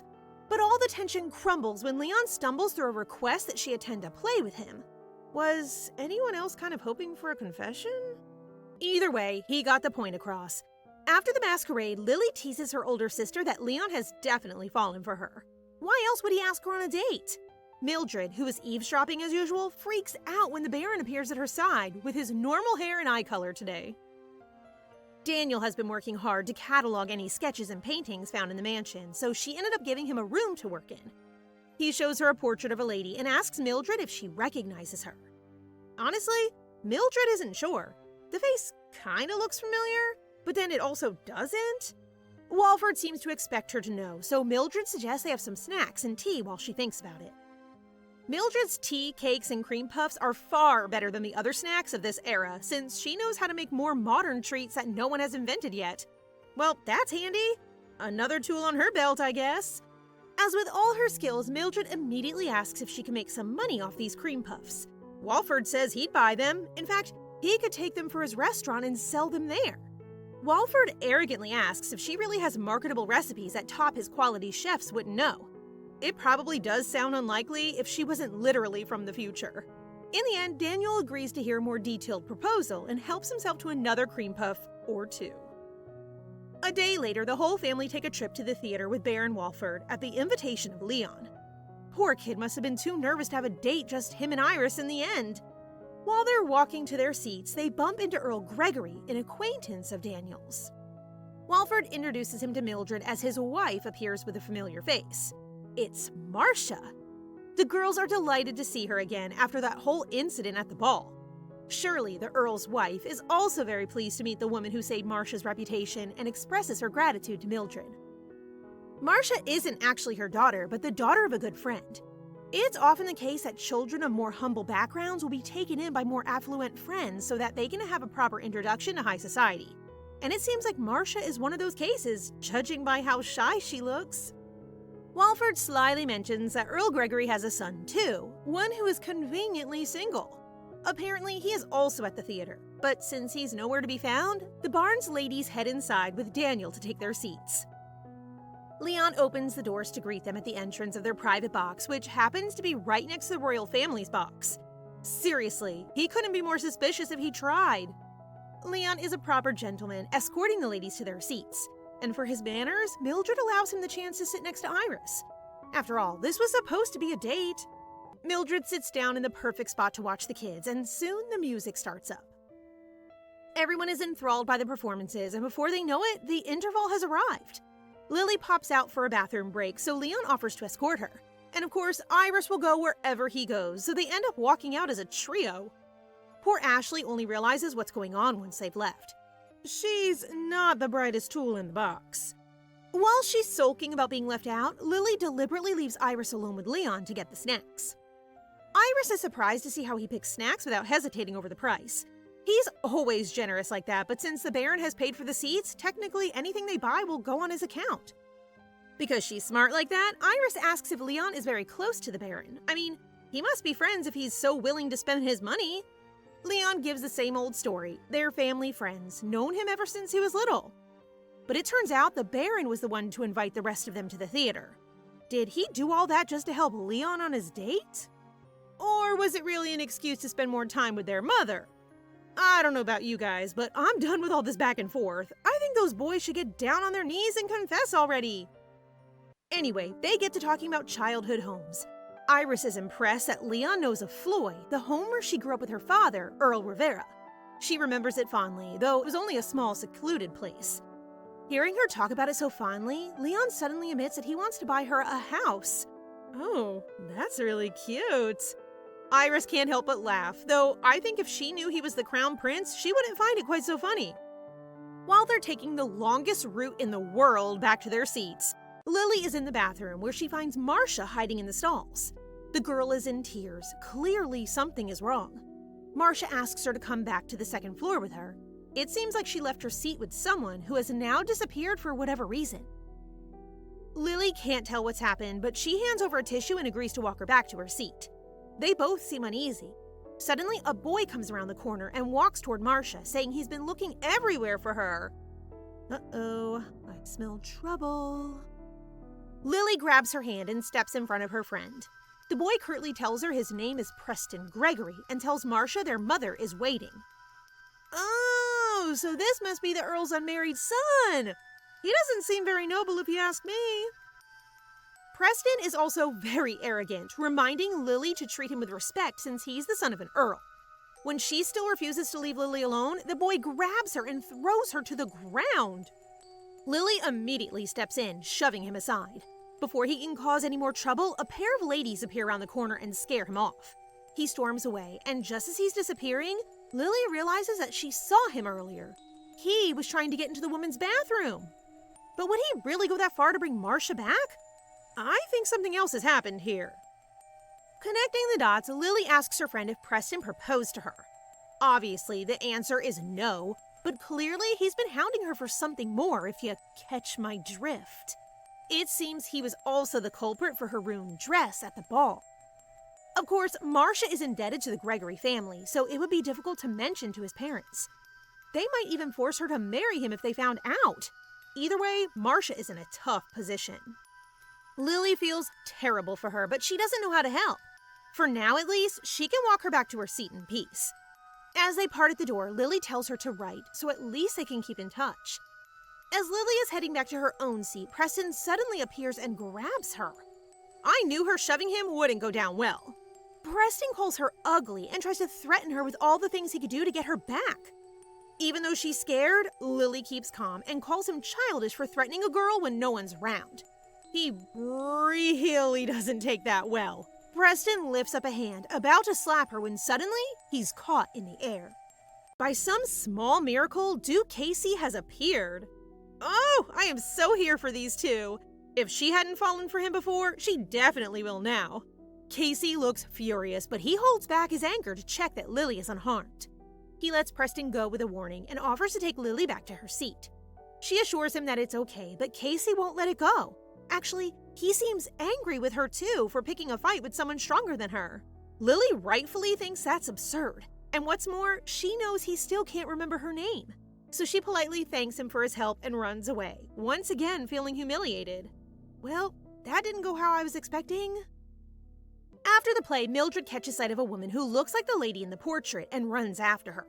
Her name is Baroness Nichols, but she's never heard of the artist and never lived in the mansion. Her mother, however, might have temporarily taken up residence there several decades ago. The Baroness still has her diary, so she offers to meet up with Mildred another time and solve the mystery together. The Barnes ladies and their male escorts then head out for dinner together, discussing the idea that Kyle, the artist, might have lived in their home at one point. It's therefore possible that Kyle was actually a noble, which would make sense since he never painted on commission and didn't sell much of his work. While the youngsters are still dining, Mildred and Daniel disappear to discuss their dessert deal. He presents her with a bowl of ice cream, and without thinking, Mildred tucks in. Of course, ice cream isn't a thing in this world, so she probably should have pretended to be a little more surprised. But Mildred has been making ice cream and cream on her own for some time now, so she has plenty of suggestions about how to make it more delicious. But she won't give them for free, so Daniel makes her an offer. Half the net profit for any of her desserts. That's way higher than Mildred was expecting, so she's hardly going to complain. There's only one condition. Daniel wants exclusive rights to the desserts.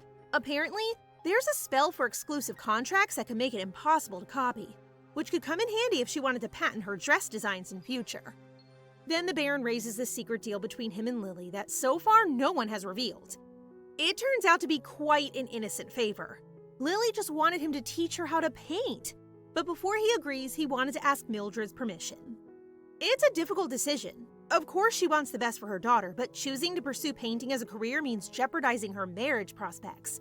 Having any kind of profession is deeply frowned upon, and being a painter could give her calloused hands. It sounds silly, but that's the kind of thing that nobles take very seriously. Of course, it might not become her career, but it's still a pretty expensive hobby. Mildred asks Walford what he would charge for his lesson fees, taking him by surprise. Based on his reaction, she switches tactics and offers him a gift instead. That does the trick. With a smile, Baron Walford asks if he can request something at a later time, and she agrees. I think we can tell what kind of gift he's going to ask for. And doesn't she still owe him a dinner for losing that bet? Upon hearing the news, Lily is delighted. Finally, she's one step closer to her aspirations to become a painter. The next morning, the girls are sitting down for breakfast when their new butler, Jim, appears. Hooray! They finally got a servant!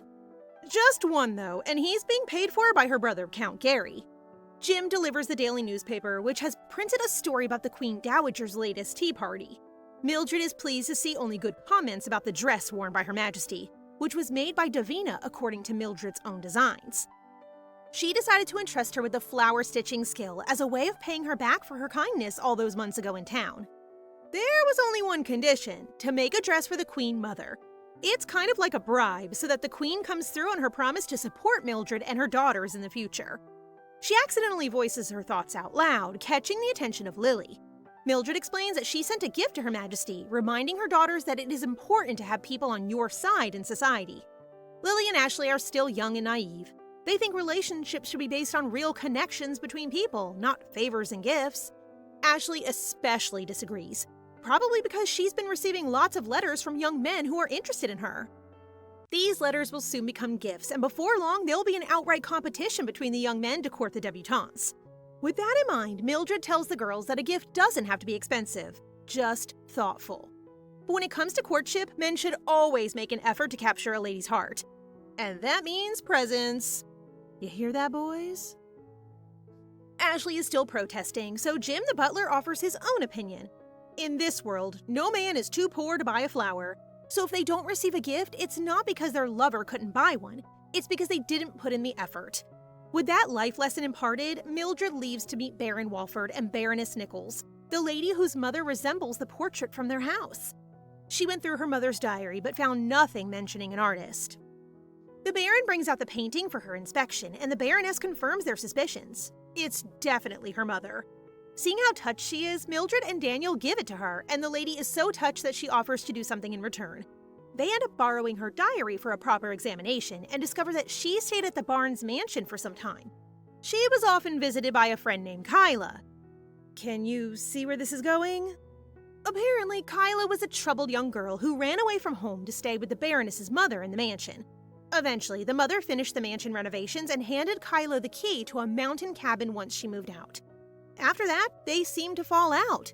Clearly, the Baroness's mother didn't approve of Kyla's career choices and eventually ran out of patience. Well, isn't that a twist? Not only have they found the artist, but it turns out she's a girl. I wonder what happened to her. Mildred is clearly worried. She must have been about the same age as her daughters when she ran away, so it strikes a chord in her heart. Seeing her concern, Daniel agrees to help find the mysterious Kyla. If she was from a noble family, it would be easy. She might even still be alive. After examining the rest of the diary, Mildred returns home in a carriage with the Baron, hoping that the discovery of the artist's past might prove profitable for them both. The next morning, Jim delivers a gorgeous bouquet of pink roses for Iris. She's shocked, but her mother is delighted. The first gift of the courting season has arrived, and it came with a card. The flowers are from Lord Webster. Huh? Who's that? Mildred remembers him from a recent party. He spoke to Iris for quite a long time, but he was a good deal older than her. Older than Mildred, even. But even if she's not particularly interested in the match, it's still nice for Iris to receive flowers. Lord Webster is also very rich and is due to inherit the title of Baron when his brother dies, so she could do a lot worse. In a carriage later that day, Mildred shares the news with Walford. The Baron is surprised. I guess his courtship means his wife has finally passed away. She had been ill for some time, but news of her death hasn't yet spread through the town. Is it just me, or does that make anyone else suspicious? Oh, and as if that wasn't weird enough, Webster also has a son in his late teens, which means he's probably the same age as Iris. Ew! That really is the final straw for Mildred. What kind of gentleman would flirt with a girl the same age as his son? Walford is amused by Mildred's reaction and offers to warn Lord Webster away. But she refuses. It could be good practice for Iris to learn how to politely decline an unwanted suitor. They're on their way to the holiday home that Baroness Nichols's mother offered to Kyla. Though I wouldn't exactly call it a cabin. It looks more like a mansion if you ask me. A quick few questions led them to the Shaw family, specifically the youngest daughter of Baron Shaw, whose name was Kyla. Tragically, she died at just 18. The story goes that she left for the countryside after falling ill and had a quiet death. Of course, that could just be a cover-up for the honor of the Shaw family, who may have wanted to disown her and hide the fact that she ran away. They don't really need to find out the truth, but for some reason, Mildred can't get the girl off her mind. They arrive at the mansion/mountain cabin to find an elderly man chopping wood out front. He says he was born on the grounds, but he never heard of any Kyla in all the time he worked there. When they ask about a lady who used to paint, he throws his axe down and storms off towards the house. Thank you, sir. That's very helpful. He appears a moment later with 2 scrolls. Apparently, this is all the painter left behind. One is a sketch of the cabin, the other is a view from one of the rooms. They ask the old man to elaborate on the painter's disappearance, but before we find out the full story, we get a glimpse of good old Lord Webster boasting his heart out to Iris. The whole family are taking a ride through the park in some open-top carriages, allowing Mildred to listen as her daughter's potential husband brags on and on and on about his horses. It sounds dull, but Iris's polite smile never falters. She learned from the best, after all, her mother. Webster also seems to be taking every opportunity to advertise his date to the other nobles strolling in the park. Shouldn't he be ashamed to be seen with someone the same age as his son? Mildred is getting more and more frustrated the longer she watches them. It's a good thing Walford shows up before she can cause a scene. Mildred invites him to dinner at their house, and he agrees, only if he can bring Leon, of course. Lily is pretty sure she saw Leon in the back of the carriage, subtly tapping the shoulder of the Baron, as if to remind to ask for another invite. But why was he hiding in the shadows? Is it because he came to scope out Iris's date by chance? At the end of the carriage ride, Iris and Mildred thank Lord Webster for his time, and he marches rudely out the door. It turns out Ashley accidentally insulted him while they were having tea earlier. He was showing off about being close to Baron Walford, allowing him to get special access to his exclusive restaurant in town. Obviously, this man had no idea that the Barnes family are about as close to Walford as you can get. When Ashley pointed out how easy it was for them to get a reservation, the Lord had his pride crushed. I mean, if you ask me, the guy had it coming. But during the season of courtship, they can't afford to be insulting suitors, no matter how boring they are. After Webster comes Daniel and Leon, and a huge feast for dinner. Afterwards, the adults sit outside for tea, watching the youngsters talk amongst themselves. They discuss the information provided by the man at the cabin. It turns out that Kyla only stayed at the cabin for 2 or 3 years. She left the man some money and a sketch or two before getting back on the road. She wound up in a ground floor apartment somewhere, selling her paintings just to get by.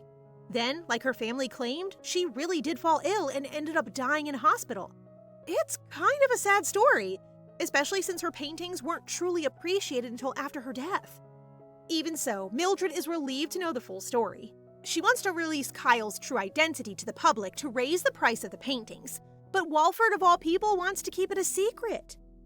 Mildred doesn't really understand why, until she finally realizes, revealing that Kyle was actually a woman and a noble woman at that, in this kind of society, it might damage her artistic reputation. Which is really stupid. I mean, Walford said himself that if Kyle turned out to be a criminal, the paintings would be worth a fortune. Is being a working woman really worse than being a literal criminal? This is a very personal issue for Mildred, probably because she sees Lily's hopes and dreams caught up in the tragic fate of Kyla. Mildred accuses him of fostering false hope in her daughter, despite knowing that a woman could never become a successful artist in this world. It gets her so angry that she knocks her tea over, clenching her fists. Does this mean Lily would have to fake her identity? Or, even worse, give up on her dreams completely?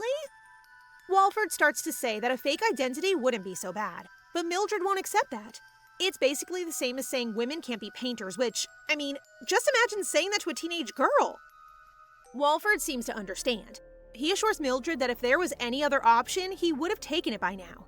In his mind, a real painter is someone who sells their art, but that doesn't have to be the case. Lily certainly wouldn't think so. After calming down, Mildred apologizes to Daniel, who is still holding her hand with the excuse of clearing any spilled tea. He suggests they take a walk to watch the sunset and offers her his jacket. A gentleman as always. The conversation shifts to the painting market, and Mildred suddenly makes a decision to put Kyle's paintings up for sale right away. Then, after they're sold, she wants to announce the truth about Kyla to the public. She even offers to give the buyers their money back if they change their mind after hearing it. That seems crazy to me, but it's clear that Mildred has something up her sleeve, as usual. First, she wants to drum up interest by announcing that a new painting by Kyle has been discovered. They will offer it to the collector offering the highest price, and whatever happens after that is up to fate. Walford agrees, understanding that this is about more than just money. Mildred is trying to open a door for her daughter by proving to the painting world that women can have just as much talent as men. It might not work, but if they want to break the stereotype, they have to start somewhere. Mildred then asks Daniel if he wants Lily to become a painter or not. He doesn't think it's any of his business and says he has no opinion on whether she should or shouldn't. This comes as a surprise to her mother, who was convinced that the Baron had taken an interest in her daughter. You know, like an interest. Like the rest of us, Daniel is shocked that Mildred hasn't picked up the signs he's been laying down so clearly. Seriously, it's been months at this point. Mildred points out that he was kind to Lily and had paintings assessed for her sake. Walford answers as bluntly as he can. All of that was for her. He's not interested in Lily, he's interested in her. Finally, it's out in the open. The next morning, Mildred takes out her frustrations on a lump of dough. I really don't know how his confession came as a surprise, but apparently, she was taken aback. Even now, she tries to make excuses, like maybe he's just after the house or just interested in her as a friend. Honestly, this woman may be cunning, but sometimes she can be really stupid. A few days pass where Daniel and Mildred don't see one another. Then the Baron appears at their home with flowers and snacks. He's charming as usual and asks Mildred for her take on a fresh batch of desserts for the restaurant. They let the girls try some, taking everyone's opinions into account. Mildred ends up suggesting they coat the cream puffs in chocolate or jam for extra color and flavor, and catches Daniel staring at her. When she asks why, he says her imagination is why he likes her so much. Not in front of the girls, Daniel. Have some respect. I don't think the man could be any more clear on his feelings, but Mildred keeps making excuses for his behavior. I guess the biggest issue is that she just doesn't trust him enough. It seems like she doesn't believe him, honestly. Smoothing over his bold comment, Daniel agrees to pass on Mildred's comments to his pastry chefs. He also mentions that another ball is to be hosted at the castle. Their invitations are already on the way. Mildred is immediately worried. How is she going to afford buying the girls new gowns? While she's deep in her thoughts, Walford asks if he can accompany her to the ball, and she nearly says yes. So close. She tries to refuse, but her daughters insist she accept his offer. She's been so busy watching them at the last few parties that she hasn't had any time to enjoy herself. With the girls cheering her on, Mildred has no choice but to accept the Baron as her escort for the ball. Progress at last! Once Walford and Lily disappear for their painting lesson, Mildred receives a surprise visit from Lord Webster. Doesn't he know it's rude to drop in unannounced? When Iris appears, the Lord pulls out a gift in a huge pink box. It's a super expensive hat. At least, I think it's a hat. It's kind of ugly. Iris is so good at playing the grateful young lady, mostly because she thinks she has to. Frustrated, Mildred ties the hideous hat on her daughter's head, but the final straw snaps when Webster asks the Barnes ladies to show their gratitude in return for his expensive gift. That's so arrogant! It's almost like he's blackmailing them with presents. And they're not even pretty. Mildred won't stand for it. She says if the gift was really that expensive, then he can take it back. She really goes off on him. Poor Iris looks distressed, but Mildred just keeps going. She says his behavior is very unpleasant and asks him to leave. That's when Webster really shows his true colors. He doesn't think they have any right to refuse him since Iris is apparently far from the perfect blushing bride. Add to that the financial status of the Barnes family, and he's practically doing them a favor. Ugh, I really can't stand this guy. Mildred has thick skin and isn't easily hurt by such comments. She jokes that he must have approached the family with the intent of saving them from poverty, and tells him it's disgraceful to bring some random hat to a girl young enough to be his daughter. And it turns out he didn't even buy the hat. He just regifted it from someone in his family. Webster storms out, yelling all sorts of insults as he leaves. Once the door is shut, Iris freaks out. It seems she has resigned herself to marrying Webster if she had to, since he's rich and had a good chance of becoming a baron. Mildred is furious. No daughter of hers should have to settle for someone just because of their prospects. But that's how Iris feels. As the eldest daughter, her duty is to get married to the best match she can find for her sister's sakes. Mildred cuts her off and loudly tells the girls that they have no duty to anyone but themselves. It's good that she cares about her sisters, but she's not their mother. Iris has her own life to live. Her daughters rush forward to hug her. Even Baron Walford gets a little squeeze. It's only once he's left that Mildred notices the flowers he brought. You see? That's how you give a gift to a lady. While she's enjoying this splendid bouquet, Iris has rushed outside to greet her true love, Leon, who has made a surprise visit to the house. He also has a bouquet made of flowers he picked from his own garden. He seems kind of embarrassed about them. It was Walford's idea anyway. Iris can still hear the insults of Lord Webster ringing in her ears about wanting something in return and how she's not a desirable match. So it's nice to have someone appreciate her for exactly who she is. The next morning, Iris receives a letter that shakes the entire Barnes family. Lord Webster is threatening to ruin their reputation in society unless Mildred apologizes for insulting him. Iris hasn't told her mother yet because she knows she'll go crazy. Desperate for a solution, Iris considers marrying him just to make the problem go away. But Lily refuses, point blank. She can't get married because of a threat, that's horrible. Iris can't see another option and asks Ashley for advice. To everyone's shock, she offers to marry Lord Webster instead. Wait, what? Her elder sister won't let her get involved because she sees this as her problem to solve. But once Lily and Ashley are alone, she brings it up again. She thinks Iris would like the idea of Ashley taking her place since she doesn't get on with her youngest sister. Then she'd be getting rid of two problems at once. Oh, this is so sad. Does she really think Iris hates her that much? I swear, Lily is the only sane one in this family, and she's not even sane. Lily firmly tells Ashley that Iris loves her and that marrying Webster isn't an option. She then storms out of the kitchen, leaving Ashley to finish the dishes by herself, wishing she could be useful to their family for once. Baron Walford waits near the grand entrance, keeping an eye out for Mildred. The moment she calls for him, he turns with a smile, moving forward to greet her. With a playful charm, he takes her hand and helps her down the staircase, even swinging her lightly onto the floor. His teasing carries a hint of something more, though Mildred only steps back, unimpressed by his antics. Together, they wait for her daughters. Soon, Iris and Lily descend the stairs, their beauty striking in the elegant gowns prepared for the ball. Their presence draws admiration, but the moment is quickly interrupted when Ashley hurries after them, still braiding her hair in a panic. In her rush, she stumbles on the steps, nearly falling. Gasps fill the air and tension rises, until Iris and Lily rush forward, catching her just in time. Ashley trembles, her eyes shining with tears, deeply touched by their care. Iris, though slightly frustrated by her clumsy sister, carefully fixes her hair. She doesn't show it often, but her quiet gesture reflects a deep affection that runs beyond blood, a bond she protects fiercely, even if she hides it behind her sharp tone. From the side, Mildred watches, her smile radiant.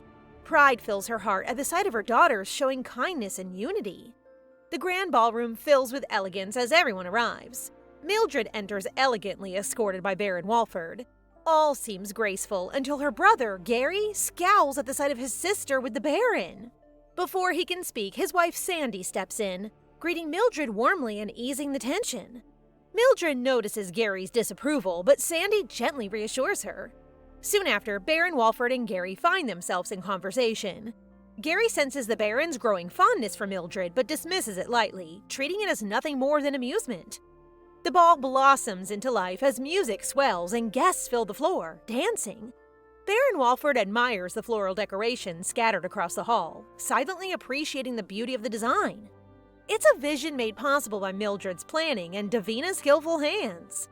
Yet Mildred's focus shifts. Her mother's instinct stirs. Neither Iris nor Ashley are in sight. Turning to Sandy, she asks anxiously about her daughters. Sandy looks around, realizing they truly are missing, and her own worry now sets in. Trying to ease the growing tension, Lily tries to divert the matter with light conversation, subtly seeking help from the Baron, but he deliberately looks away, clearly just as curious.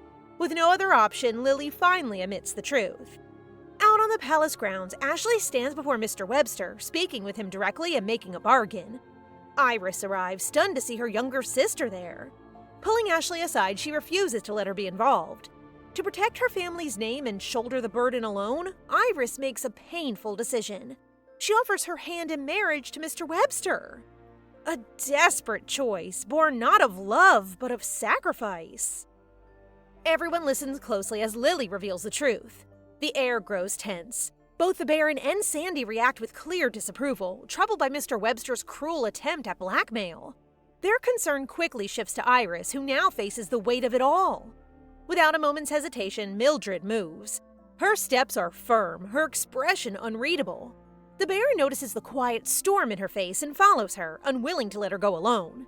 It's in moments like these that his feelings for her become undeniable. Meanwhile, out in the castle grounds, Mr. Webster reveals his twisted victory. The thought of two girls fighting over him only feeds his arrogance. Smiling slyly, he takes it even further, suggesting the unthinkable, that Iris and Ashley could both belong to him. With Iris's intelligence and Ashley's beauty, he boasts it would be the perfect arrangement. The audacity is enough to make anyone's blood boil. But Mr. Webster doesn't realize he's no longer alone. From the shadows, Mildred steps forward, a broken wine glass glinting in her hand. She holds it not as a weapon, but as a warning. A sharp reminder that she will not let her daughters be toyed with. Baron Walford, careful not to draw the attention of the other guests, quietly slips in after her, ready to help Mildred with the dirty work. Mildred's eyes flash with disapproval as Baron Walford steps forward. She never intended to draw blood, much less allow him to do so. The broken glass in her hand was meant to be a warning, not a weapon. She would never wish to truly stab Mr. Webster, only to remind him of his place. The Baron, however, brushes her concern aside. With quiet determination, he assures her he'll stand by her no matter what. Taking the glass from her hand, he steadies her fingers and with daring boldness asks if he might kiss her. Caught off guard, Mildred quickly steps back, her composure returning. She reminds him of her status and of Lily's presence in his life. unwilling to stir feelings that could wound her daughter. But the Baron gently insists that Lily feels nothing of the sort, and that his heart belongs elsewhere. His words are clear, though Mildred chooses not to answer it just yet. They walk back toward the ballroom, the Baron watching her closely, waiting for the response she has yet to give. Mildred, however, keeps her silence, her heart conflicted, her mind needing time. Meanwhile, Iris and Ashley reappear inside the hall. Sandy exhales in relief at the sight of them safe. Lily, curious, presses for details, and Ashley quietly recounts the night's events. It had been frightening to see their mother so fierce, yet Ashley is filled with gratitude for her protection. As they rest, the three sisters sit with Sandy. Duke Douglas approaches Lily, greeting her. She recalls how he failed to recognize her at the masked ball, so she is far from pleased to see him now. Duke Douglas steps forward and gently leads Lily aside, hoping to mend their strained first impression. He offers an apology for his past behavior, but Lily is far from interested. She brushes it aside with cool dismissal, unwilling to let him think an apology erases her displeasure. Still, he tries to converse, yet their talk circles back to the same question again and again. Lily grows restless, waiting for Iris to give her an excuse to leave. But when she turns, she realizes Iris has disappeared. Alarm rises as Duke Douglas casually mentions that Iris went off with a male guest. At once, Lily's worry sharpens. Could it be Mr. Webster returning to trouble her sister? Her heart races at the thought. Apparently, moments earlier, Iris had already been pulled aside. Not by Webster, but by Rian. Startled, Iris almost panics, thinking she has been spirited away by some unknown guest. Relief floods her when she realizes who it is. In the quiet corner of the hall, Iris lets her guard down. Tears spill as she confides in Rian, confessing the weight of the night. The threats, the shame, the endless worry of leaving her family vulnerable to ruin, it all pours out. She admits she had no choice but to bury her true feelings for the sake of survival. It's a moment of heartbreaking honesty. Moved by her pain, Rian draws closer. With steady resolve, he offers his hand in marriage, a promise to shoulder her burdens and protect her from the darkness closing in. But will Iris accept his hand or push her feelings aside once more? Tension lingers as Iris pulls away, believing Rian's proposal to be a jest. He's left behind, stunned in silence. The next morning, the Barnes mansion feels unusually quiet. Ashley senses something off, while Lily presses Iris about her night with Rian. She asks a question, one that Iris misreads and readies herself to snap back. That is, until Mildred slams a newspaper on the table. The headline reveals Mr. Webster has spread word of the previous night, shocking the sisters. Mildred, heavy with regret, wishes she had stopped him when she had the chance. Her thoughts are interrupted when Jim announces Baron Walford's arrival. Out in the garden, the Baron notices Mildred's troubled air, though she keeps the news from him. Instead, they speak of lighter matters. The store's growing fame and Kyla's painting sold to a merchant named Bui. Mildred suggests the piece should go to Philip, Duke Douglas's brother, to strengthen their position, even if it means Kyla's secret as a female artist comes to light. The Baron agrees, but asks for something in return. He wishes to live with her. Mildred dislikes the thought of the Baron living with her, yet she struggles to give him a firm refusal. He doesn't press further, only assuring her that he'll wait for her answer. Back inside, Mildred turns to Iris, asking for the letter Mr. Webster had written. She sees it as a weapon to turn the tide. Later that night, the Barnes family visits Gary and Sandy. The evening barely begins when Gary erupts, furious over the news surrounding Webster. He insists on fighting for his sister's honor, but word arrives that Webster has already fled to his parents' estate. Even so, the family remains calm. Mildred has already sent the incriminating letter to the press, and with Gary's help, word of Webster's disgrace is spreading. Still, Gary frets for his sister's safety, urging her to keep away from Baron Walford. Mildred, however, sees past his concern, amused by the jealousy hidden in his words. With a playful smile, she teases her brother. Perhaps the Baron might even stay at her home for a time. Days pass quickly, and Mildred begins her morning only to find the Baron already awake, greeting her warmly. Looks like someone is enjoying his new life under her roof. She greets him back, though she makes sure to remind him of the house rules. She soon notices the servants he's brought along. Though their presence isn't troubling, the chef's cold demeanor in the kitchen catches her attention. Mildred can sense the rudeness beneath his manner, but chooses not to mind it. At breakfast, the household gathers around the table, enjoying a peaceful meal. Later, in the living room, The Baron brings news of Philip's growing interest in Kyle's painting. Not wasting a chance, he invites Mildred to an art exhibit, claiming he won't go without her.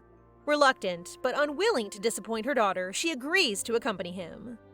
Smooth move, Baron, very smooth. As Lily wonders aloud about the exhibit, Mildred lowers her gaze to the newspaper. Still, there are no updates on her late husband's body. A quiet fear gnaws at her. What if Ashley learns something she's not ready to face? Mildred's thoughts linger on Ashley, wishing her youngest nothing but a bright future. In her heart, she hopes that the grim news of her husband's remains will only come to light after Ashley is happily married. Soon after, Mildred knocks at the door where Baron Walford is tutoring Lily in art. It's time to leave for the exhibit. Lily's face lights up as she hurries to prepare. Before Mildred can step out, the Baron calls her back, holding out a box of brooches and asking which one suits him best. With a steady glance, she picks one and neatly pins it to his tie. The Baron, of course, looks far too pleased with this small moment of closeness.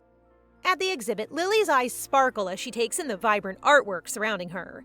Mildred and the Baron trail behind, watching her excitement. Mildred may not care for paintings, but seeing Lily so happy makes the outing worthwhile. Still, she doesn't forget to warn the Baron not to embarrass her daughter this time. Classic Mildred, always protective, always sharp. But the Baron, bold as ever, shifts the conversation. He reminds her once again that his interest lies not in Lily, but in her. With no hesitation, he admits his feelings for Mildred openly, right there in public. Her cheeks burn as she tries to silence him, worried others might hear.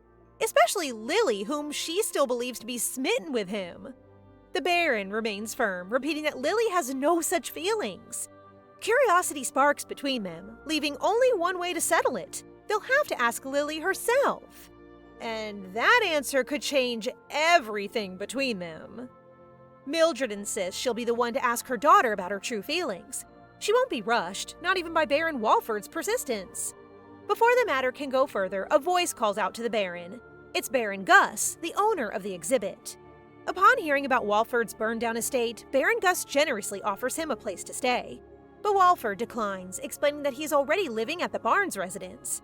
At that, Baron Gus's expression hardens as his gaze shifts coldly toward Mildred. Oh, he didn't like that one bit.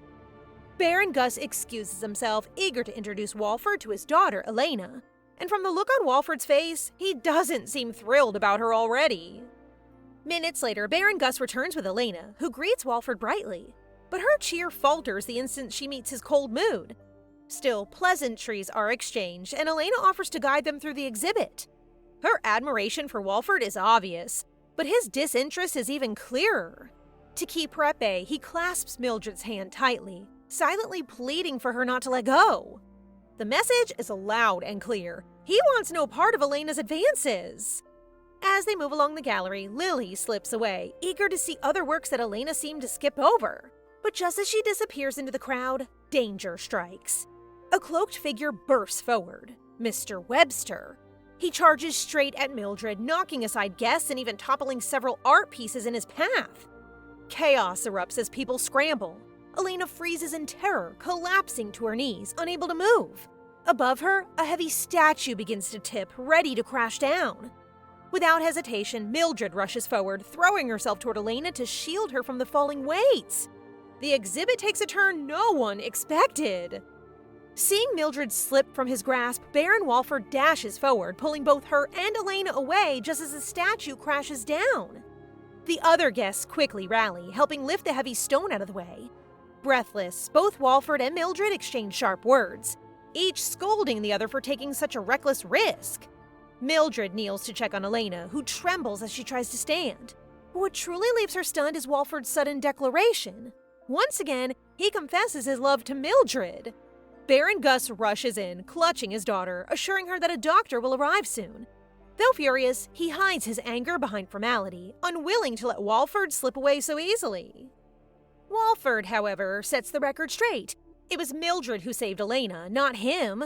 His words leave Baron Gus shaken, reluctantly thanking Mildred for her bravery. With the exhibit in shambles, the Barnes party prepares to depart. Meanwhile, Mr. Webster sits defeated on the ground. His karma has finally caught up to him. On the carriage ride home, Mildred discreetly checks Walford for injuries. Lily, however, sighs over the shattered statue, lamenting the art more than the near tragedy. Still, her eyes darken with disappointment. She has never seen Walford's own works. The Baron reveals he burned his paintings years ago, claiming they were too dangerous. But then he turns to Lily. He offers to use his connections to display her art instead. A chance like this could change Lily's life forever. Lily hesitates but refuses Baron Walford's offer, determined not to rely on anyone else's help. The following day, the Barnes mansion is rattled by heavy knocks at the door. It's Philip, arriving with urgency, demanding to speak with Mildred. His reason? He wants to know the truth behind the rumors of Kyle's identity being a woman. Meeting Mildred, he quickly assumes she's a poor, naive widow, likely unaware of such rumors. But Mildred studies his face carefully. She sees his lack of concern over Kyle's supposed identity. Calmly, she offers to return the money he spent on the painting. Philip is stunned. The thought that Bowie may already be in dealings with Mildred unsettles him, and his unease shows. Mildred seizes the chance, pressing him further. Would he like to be compensated? Backed into a corner, Philip swiftly shifts the subject, instead inviting her to his upcoming exhibit, where the painting he purchased will be the centerpiece. With that, he departs. As he steps into the hall, his gaze sweeps across the walls of the Barnes home. Among the displayed works, one piece freezes him in place. Lily's painting. It seems her talent may soon draw far more attention than she expects. Mildred knocks gently on Baron Walford's door and steps inside, informing him of Philip's visit. Their scheme is unfolding just as planned, using both Bowie and Philip's interest in Kyla's artworks to their advantage. Now, all that remains is patience. She extends an invitation for him to escort her to Philip's exhibit, already knowing he won't refuse. With a small smile, he apologizes that Lily will be accompanying them too. Yet before she leaves, there's something important she wants to make clear: Lily's true feelings. Out on the balcony, Lily lounges on a bench, her mother calling softly to her. The serious look on Mildred's face makes Lily tense, certain she's been caught in something. But when her mother begins to speak, Lily quickly brushes off the concern. Then, without warning, she blurts out a question, asking if her mother is pregnant. Mildred freezes, utterly shocked. That was the last thing she expected to hear. Mildred faints from the shock, collapsing where she sits. Moments later, her daughters rush to her side, all assuming the same thing. She must be pregnant. Flustered, Mildred dismisses the absurd idea, scolding them for such nonsense. Gathering herself, she turns the conversation back to what truly matters. Looking at Lily, she asks plainly what she feels towards Baron Walford. Lily answers without hesitation. She feels nothing for him. Instead, she boldly declares it is her mother and the Baron who are the real match. Ashley, however, looks conflicted. If her mother truly were to be with Baron Walford, would it change her place within the family? As night falls, the household attends a grand music recital. Sweet melodies fill the room, echoing across the hall. While listening, Mildred overhears Iris chatting and takes the chance offering Ashley to learn the piano. Ashley lights up, eager at the idea. Yet something nags at Mildred. Noticing Rian's absence, suspicion rises that something may have happened between him and Iris. But before she can ask Baron Walford about it, the performance ends. Countess Morgan approaches gracefully, thanking them for attending. With a knowing smile, she shares the news. Soon, the prince will choose his bride. The announcement hangs in the air like the final note of the recital, full of promise yet heavy with uncertainty. Every noble lady prepares eagerly for the chance to be chosen as the prince's bride. The hall of society buzz with anticipation. Gowns are fitted, manners refined, and every detail perfected for the occasion. Baron Walford, being among those with the power to recommend a bride, becomes a figure of great importance. Mildred's thoughts immediately turn to Ashley, believing that her daughter should be among those considered. As their conversation drifts towards the subject of marriage, Mildred's hopes grow. But the Baron's mind is fixed elsewhere. His focus lies on Iris, whom he deems the most reasonable choice among her daughters. The realization stuns Mildred, leaving her shaken and unsettled. Sensing the need for privacy, the Baron leads her away from the crowd, to a quiet place where no ears can pry. There, he reveals the truth. Rian had proposed to Iris, but she had turned him down. Mildred is struck not only by the revelation, but also by the sadness reflected in the Baron's face. It weighs heavily on him, as though he bears more than just the burden of delivering news. Afraid of what her reaction might be, he does not let go of her hand.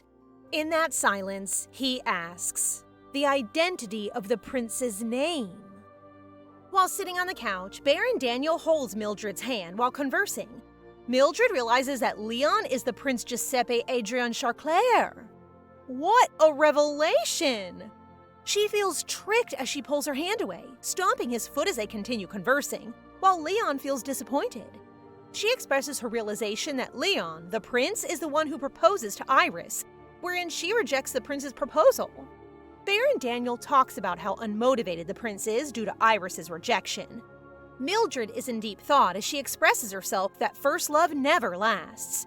The Baron feels upset upon hearing that and questions her words. She continues talking about a fairy who grants wishes and appears before the heartbroken prince, granting his wish that Iris might love him back. She speaks about the conditions for the fairies to appear, either to get revenge on someone that upsets them or to grant wishes to those in great sorrow. Baron disagrees. Fairies only appear in a condition of great despair. Suddenly, the Baron and Baroness Marson appear. It goes against etiquette for an unmarried man and a woman to be in a closed room together by themselves. Yet she is married, so it's fine. But to Daniel, it is different. Mildred says that if someone dirties Daniel's honor, it is either she fights against his family or marries him. Daniel agrees, but she's confused about which one he's agreeing to. Ashley calls out her stepmother while Mildred is conversing with Daniel. She feels uncomfortable being surrounded by young men, unsure of how to behave or how to enter into a relationship in the future. Is this a Cinderella story or is it something else? Suddenly, Mildred has a throbbing headache, making her pass out in front of Daniel and her daughter Ashley. The room fills with concern as both look at her helplessly. The sudden collapse leaves them tense and worried. Mildred wakes up in bed with Iris and Lily sitting next to her, both clearly worried about her well-being. Her daughters insist that she drink the medicine the doctor makes for her, carefully holding the cup and encouraging her. Mildred feels disgusted as she swallows it, the taste harsh and unpleasant, yet she obeys for their sake. Iris worries deeply about Ashley, knowing full well that Ashley's mother has died and that the memory is still painful. When Mildred passes out, Ashley cries hard, the tears of grief and fear mixing together. All of them are concerned, realizing that what happens must stir traumatic memories for Ashley. Afterwards, Mildred asks Iris if Leon proposes to her, and the reason she refuses his proposal. Iris refuses to answer, keeping her thoughts private, yet Mildred senses there must be a reason behind her refusal. She understands that something weighs on her daughter's heart, a concern she cannot ignore. Ashley cries in her room when she hears a knock at her door. Upon seeing her stepmother, Ashley runs to her, hugging her tightly and begging her not to die. She is clearly afraid that Mildred might not survive. Mildred sits on the edge of her bed while Ashley sniffles in worry. Ashley agrees that Mildred can remarry, but she worries that she'll no longer be connected to her and fears that the Baron might not like her. The concern shows how deeply Ashley values her relationship with her stepmother. Mildred assures her that no matter what happens, she will always choose her daughters, Lily, Iris, and Ashley. She promises that if no man loves her daughters, she will not remarry. After saying this, she lies down with Ashley until the girl falls asleep. Ashley hugs her tightly as Mildred explains that before she remarries, she wants to meet someone else. Mildred tells her that meeting many men and choosing the right one is better than closing herself off completely from all opportunities. This lesson calms Ashley, and she slowly relaxes in her mother's arms. Later, Mildred heads back to her bedroom and notices a room slightly ajar. She wonders if the Baron is still awake. The thought makes her pause briefly before deciding to check on him. Daniel opens the door and sees Mildred standing there. She just wants to shut off his lights, unaware that he's still awake and hasn't changed his clothes. Mildred reassures him that she's fine and has already taken the medicine the doctor prescribed. He allows her into his room and they start talking quietly. Daniel confesses that he has been contemplating many things lately, and Mildred senses the weight in his words. He wants her to stay, but he hesitates, making her unsure of what he truly wants. Mildred grows slightly frustrated at his indecision and starts towards the door. Daniel stops her instantly, holding her hand and pressing her gently against his chest. He calls her by name, confessing his deep feelings, and says he can wait patiently until her children know about their relationship. He continues, saying that he already knows she likes him, even if she hasn't admitted it. Daniel feels a quiet joy knowing that Ashley allows Mildred to remarry. Respectfully, he asks if he may kiss the back of her hand, showing a gentle, romantic side of him. Mildred notices the sincerity in his eyes and feels a warmth spreading in her chest. She realizes that Daniel's patience and care are unwavering, and that he truly respects her boundaries. He's into her. Ashley ends up being the person Daniel recommends as a princess candidate. Lily dashes away the moment the topic comes up, and Iris remains focused on her embroidery, showing little interest. Mildred smiles, noticing how lively her daughters are every morning before Daniel arrives with his servants.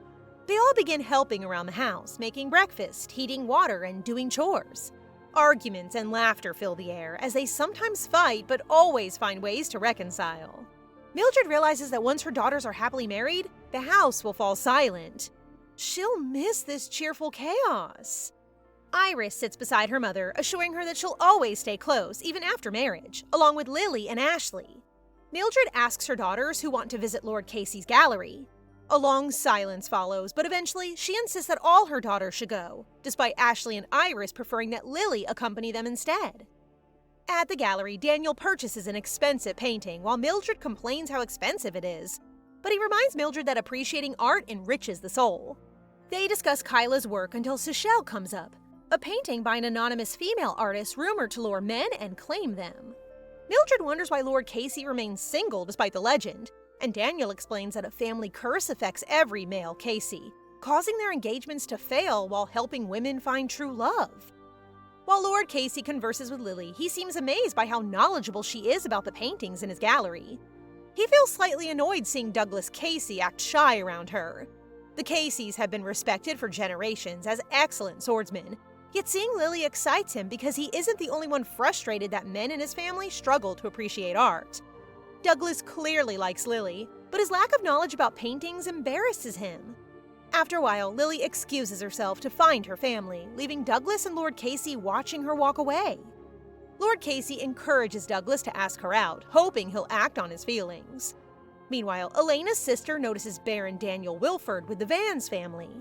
Elena recalls how heartbroken she felt knowing Daniel liked someone else and gave up pursuing him. Her sister leaves her with their father, excusing herself politely. Iris stands on the balcony, lost in thought, her heart heavy with memories of Leon. She feels hopeless, reflecting on past disappointments. Suddenly, Marianne approaches, wanting to ask her something important, breaking her reverie. Smells like trouble. Marianne observes Iris carefully as she speaks her mind about marriage, insisting that it should be between two people of similar standing. Iris reflects on Leon, understanding that he comes from a fallen family, and she bears responsibilities for her widowed mother and younger sisters. She realizes that turning down his proposal prevents adding more burdens to his life. Marianne argues that large gaps in living standards between spouses cause only trouble. Iris listens politely but doubts her, knowing her mother married twice and survived. She trusts her mother's judgment over a stranger's advice. Marianne then praises Elena, saying she strives daily to be good enough for Leon. Iris is shocked, learning that someone else likes Leon despite his proposal to her. She clarifies firmly that even if he proposed, she rejected him for her own reasons. Later, Marianne excitedly shares news with Elena, but the situation backfires when she hears that Baron Daniel Walford admires Madame Mildred Vans, not Iris Vans. Marianne is stunned by the revelation, realizing she's mistaken. This misunderstanding leaves her speechless as she processes the surprising information.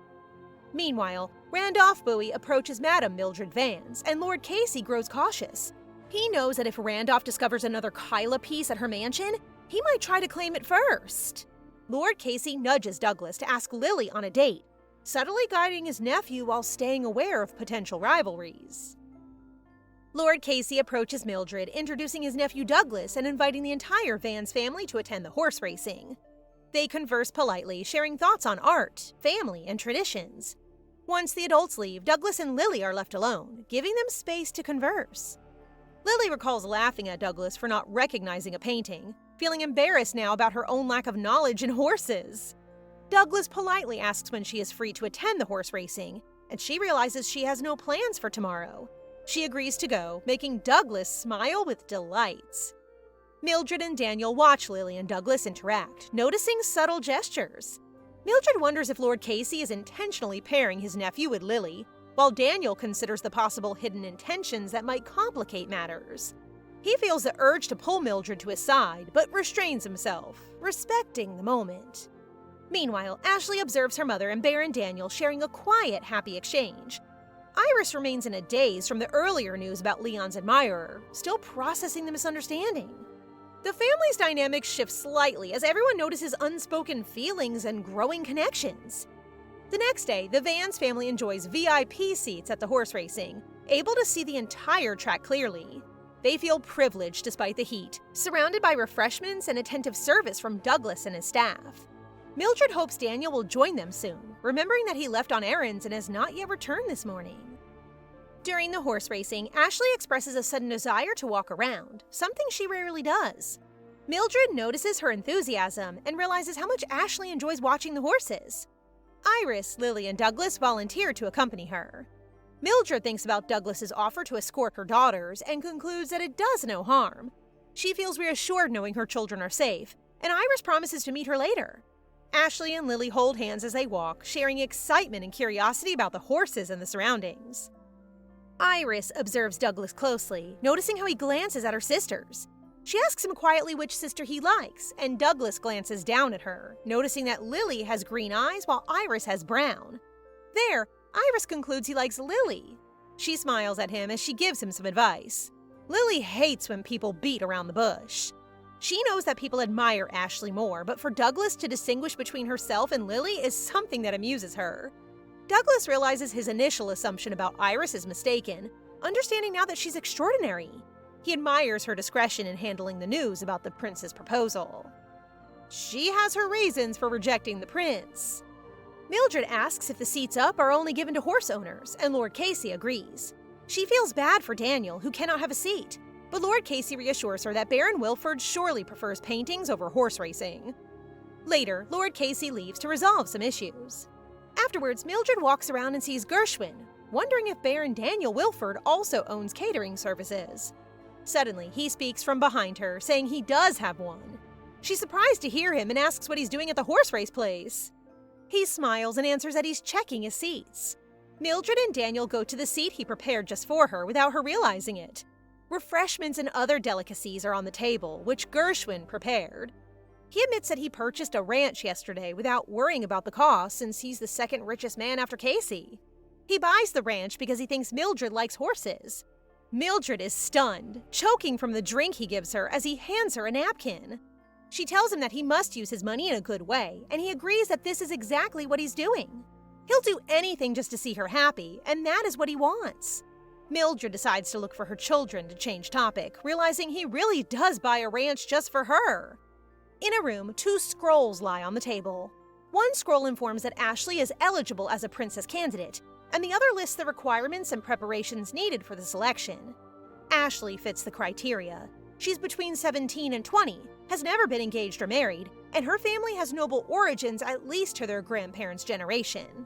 Lily reads the second scroll, which explains that tests will be held for the princess selection, while Ashley acts like it doesn't concern her at all. Her sister suggests that maybe Baron Daniel Walford knows something about it. They all wonder if he had a hand in recommending Ashley for the selection. At night, Mildred and Daniel talk in his study about the princess selection. They discuss the important factors, including family background, appearance, personal connections, knowledge, demeanor, and reputation. But personal connections carry the highest weight. Mildred feels relieved that Daniel recommends Ashley, easing her mind while he gives her a cryptic smile over tea. The Queen Mother believes in fateful love, but Iris rejects Leon, whom she doesn't know is the Crown Prince. Mildred also struggles to understand why Iris refuses him, as she keeps avoiding the topic. She worries about her daughters, Ashley and Iris, especially now that Ashley is recommended as a princess candidate. Iris and Leon like each other, but he's turned down. Now Ashley, who might have had a Cinderella story, is also a candidate. If Ashley fails, many unfortunate consequences might follow, and Mildred feels tense thinking about it. She loves her children so much. Mildred clenches her fists, thinking that if Leon makes either Iris or Ashley cry, she'll make him bald. Daniel laughs and agrees to help her, promising to do whatever makes her happy. He assures her that she always comes first, and her happiness matters more than anything to him. Mildred feels a little pressured, commenting that she now understands why Iris rejects Leon. Daniel continues to agree with her, making her blush as she's about to head back, wanting to rest. He grabs her hand gently, assuring her that he can wait until she's ready to tell her daughters about their relationship. Her daughters already know about them, even if Mildred pretends nothing is happening. Daniel feels happy knowing that her children are aware and accepting. Suddenly, Daniel asks permission to kiss her, and Mildred leans in and kisses him, wrapping her arms around his neck.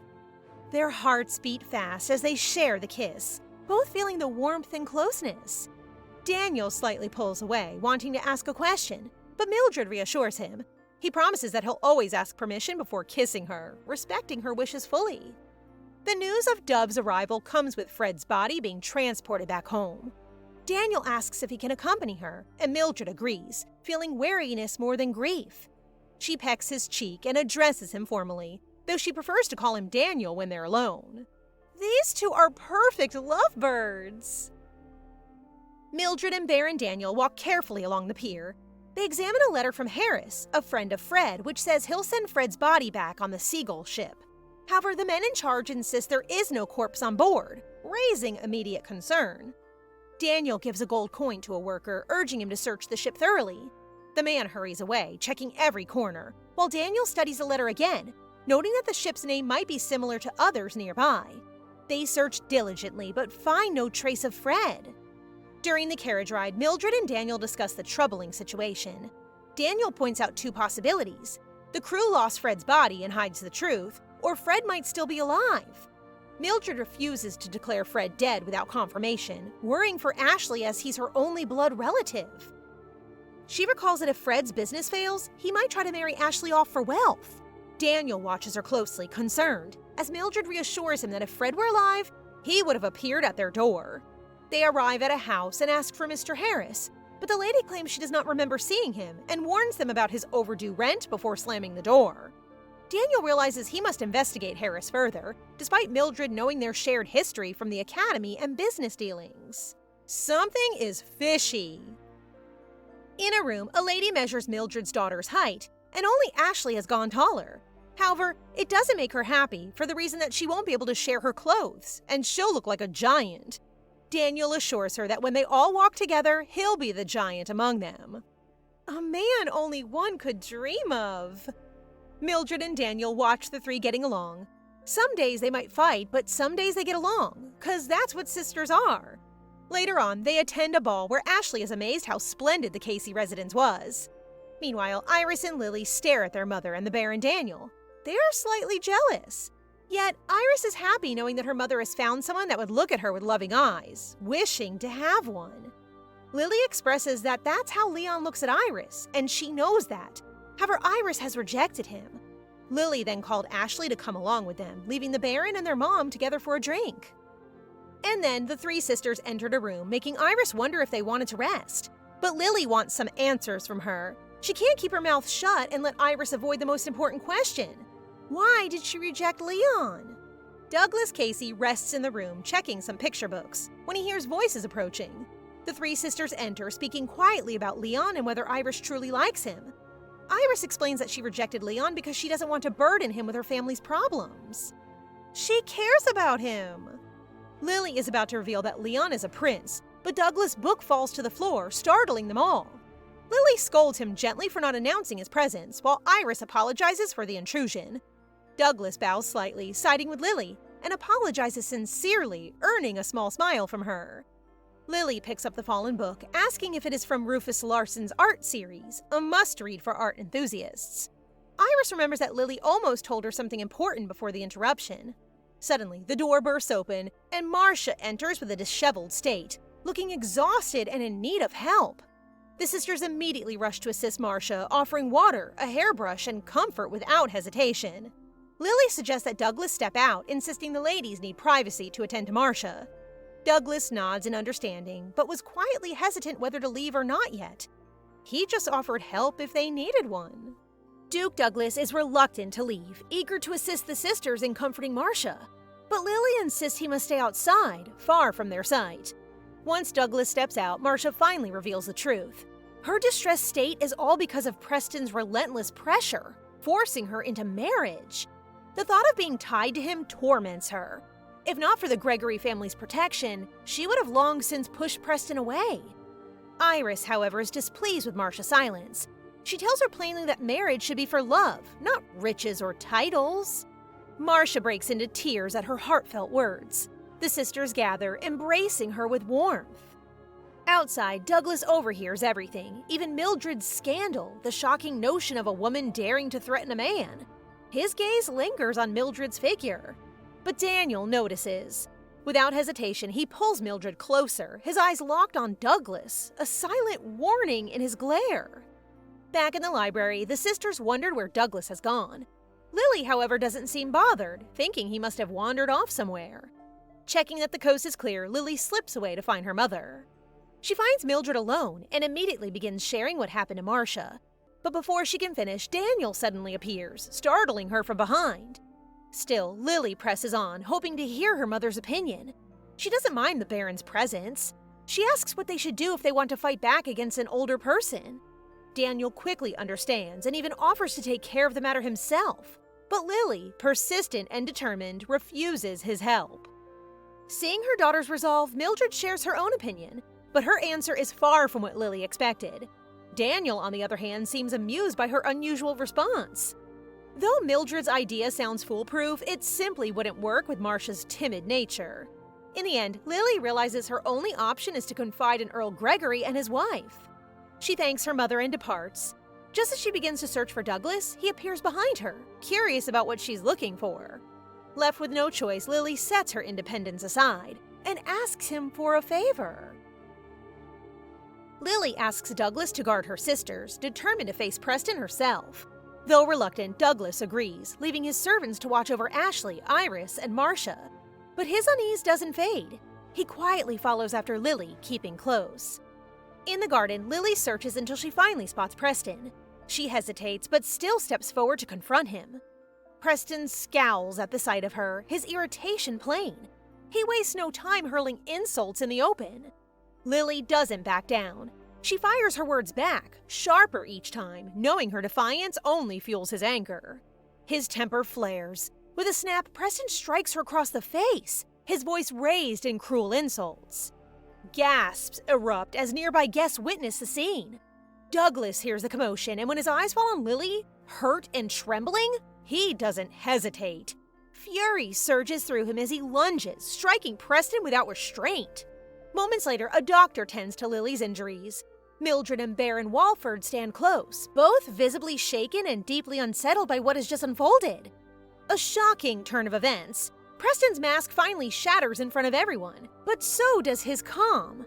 The tides of this feud are only growing stronger. Lily apologizes for her behavior, her voice low but steady. Iris, unable to accept her sister's guilt, defends her fiercely, insisting that it was all Preston's doing.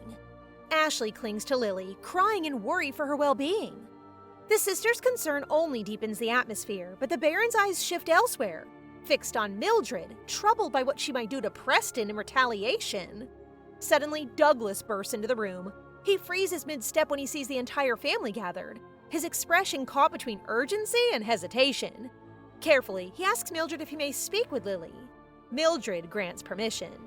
Douglas questions Lily, but the answer leaves the room stunned. Mildred herself reels back in shock when Lily admits she provoked Preston into striking her. The Baron quickly pulls her aside, steadying her before she reacts. Gasps ripple through the family. They find Lily's plan reckless, even dangerous. But Lily holds her ground. Her conviction shines through. This was the only way to reveal Preston's true nature. Now that he has exposed himself, the whole country will soon know what he has done. Douglas remains uneasy, concern shadowing his gaze. But Mildred cuts the moment short, reminding everyone that it is time to return home. Before leaving, she pauses before Douglas, her words sharp but controlled. She tells him she'll be filing a letter against Preston and warns him to be more mindful of his own actions. She will not allow his family to bear the blame. A bold gamble by Lily, one that risks everything. But perhaps, just perhaps, it will finally turn the tide against Preston. The next day, Marcia arrives at the Barnes household. Her eyes widen in shock when she sees the bruise on Lily's face. Lily quickly reassures her, brushing it off as nothing.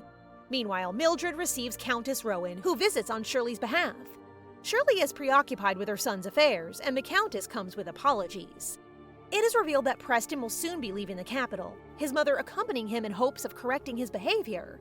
Mildred notices the Countess's hesitation. Calmly, she reassures her that Earl Gregory's other children should not bear any blame. Preston alone is responsible for his crime. Relieved, the Countess thanks her sincerely. Soon after, Lily and Mildred bid farewell to the Countess and Marcia as they take their leave.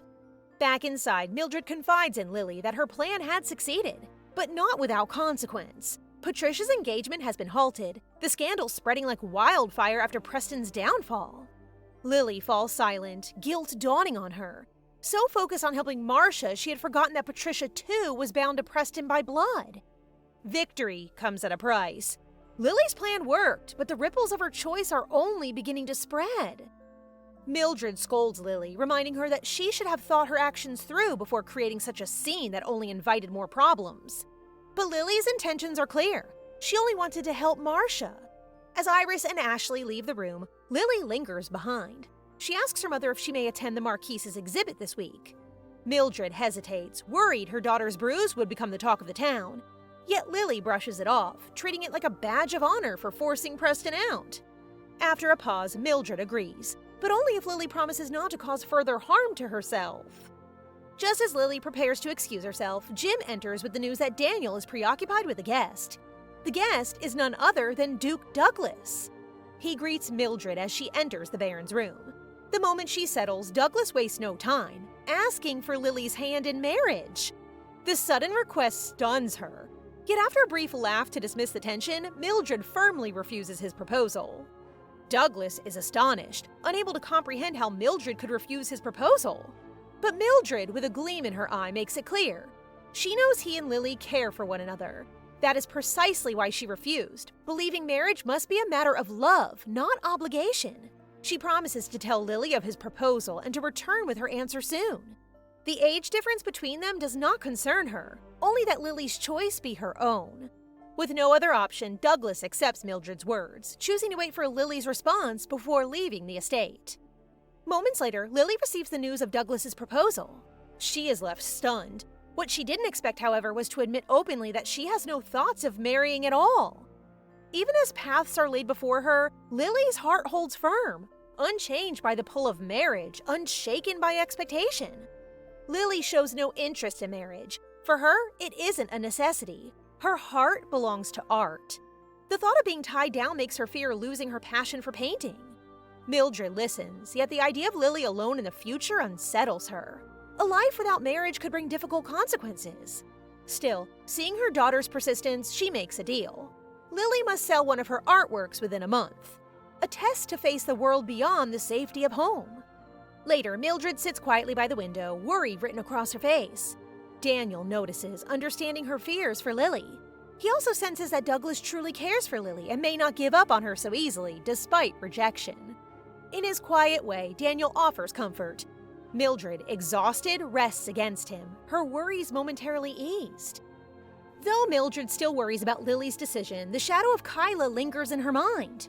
What if history repeats itself and her daughter too runs away for the sake of art? News spreads quickly. The Shaw family denies Kyle's true identity as Kyla. A clear sign that the truth is being hidden, yet it does little to calm Mildred's heart. On the day of the exhibit, Lily arrives with Ashley at her side. Whispers rise the moment they step in. Lily's bruise still a subject of gossip. But with Ashley's beauty dazzling the room, half of the guests' attention shifts away. Countess Rowan greets Mildred and her daughters with her usual cheer. While Iris, Ashley, and Mildred are only here for the ensemble, Lily focuses solely on the art exhibit. Mildred can't help but be amused by Rowan's lighthearted antics. Rowan soon reveals the latest surprise. The prince will be making a brief appearance. Forced out by the queen herself, who could no longer stand her son locking himself away. Both the prince and Douglas were rejected by Mildred's daughters, and now they'll all be in the same room? Awkward much? Hearing that both men her daughters had turned down would soon arrive, Mildred's heart tightens. She can only wonder, what chaos will unfold once they cross paths? During the carriage ride, the prince remains displeased with being forced to attend, his expression sour. He notices Douglas's strange behavior as well, though chooses not to question it. Not long after, the hall welcomes the prince's arrival with grandeur. It has been some time since Rian last met Mildred and her daughters. Aware of his true identity, Mildred hints subtly that her children are also present. Countess Rowan observes the exchange closely. The familiarity between the prince and the Barnes family sparks a thought in her mind. Perhaps their relationship is not as simple as it seems. Douglas soon approaches Mildred, carefully inquiring about Lily's condition. His hesitation is clear, but Mildred answers with composure, explaining that her daughter is fine, though the bruise has yet to fade. Elsewhere in the hall, Lily immerses herself in the Marquise's art collection, eager to explore the pieces. But her focus is disrupted when the prince arrives. Her presence draws attention immediately. Lily greets both the prince and the duke with polite formality. The air grows cold and tense between the three, a silence so sharp even the countess and the marquise take notice. Sensing the shift, Mildred acts quickly. She instructs Lily to fetch Iris, urging her daughter to prepare for Rian's sudden arrival. Ashley and Iris, curious about the stir in the hall, glance around to see what's happening. Just then, Lily rushes toward them, breathless, intent on informing Iris about Rian's arrival. She doesn't even notice Douglas quietly trailing behind her. But it's already too late. The prince himself appears, halting Lily mid-step. The air stiffens. Iris locks eyes with the prince. His resemblance to Leon unsettles her, too striking to ignore. Suspicion flares. For a fleeting moment, she thinks of turning away, escaping the uncomfortable truth. But anger rises within her. To run now would be to admit defeat, and worse, to let Rian's possible lie control her. Instead, she steels herself and faces him directly. Mildred, watching from the side, senses Iris's resolve. She knows her daughter intends something, but this is not the moment to interfere. Iris and the prince exchange formal greetings, yet before Rian can begin a conversation, eager guests surround him, stealing his attention. Seizing the chance to withdraw, the sisters prepare to leave, until Douglas stops Lily. His expression is serious as he asks the question weighing on him. Why did she reject his proposal? Lily pauses, caught off guard. After a moment, she responds by asking him a question. Douglas doesn't hesitate. He confesses his feelings. Lily flushes, stunned. The thought of him loving her, despite their relationship being built on endless arguments and bickering, feels unreal. Gathering herself, Lily explains her truth. She rejected him because her dream is to be a painter. Marriage to her would only become a distraction. She couldn't sacrifice that part of herself, not even for him. In the Marquise's garden, Iris and Ashley stroll quietly. Iris's mind isn't at peace. She keeps circling back to the same thought. Why did Rian have to hide who he truly was? From the corner of her eye, Ashley notices movement. Rian is crouched awkwardly behind the bushes, calling softly for Iris. Ashley smirks and tattles immediately. She teases Iris if she wants to go back inside, clearly enjoying her sister's discomfort. Flustered, Iris turns, spotting Rian. Her first instinct is to flee, and she takes off in a hurry with Ashley scurrying after her. But Rian intercepts them, desperate. He wants to know why Iris is upset with him. Iris snaps back. To her, the reason is obvious. How could he not see it? But Rian, wide-eyed, insists he thought she already knew the truth. He explains he had followed Baron Wilford's advice to conceal his identity. He admits he wanted to reveal everything when he proposed to her, but in the chaos of rejection, he lost his chance. Hearing this only fuels Iris's anger. His excuse stings rather than soothes. Rian apologizes earnestly, his voice steady even as guilt weighs on him. He tells her his feelings are genuine. That much has never been a lie. But Iris shakes her head. She rejects him again, her decision firm. As the eldest, she has responsibilities, not just to herself, but to her sisters. Marrying him would only heap more burdens onto his already heavy shoulders. Before he can reply, Iris turns and runs, leaving Rian standing speechless among the hedges. The next day, in the prince's chamber, Baron Wilford barges in without ceremony. He finds Rian sulking, still brooding over the sting of Iris's rejection the night before. Ouch! 2 rejections from the same girl in one arc? The prince's pride might need more bandages than Lily's bruise. The prince finally admits the truth to Baron Walford. He understands why Iris was angry.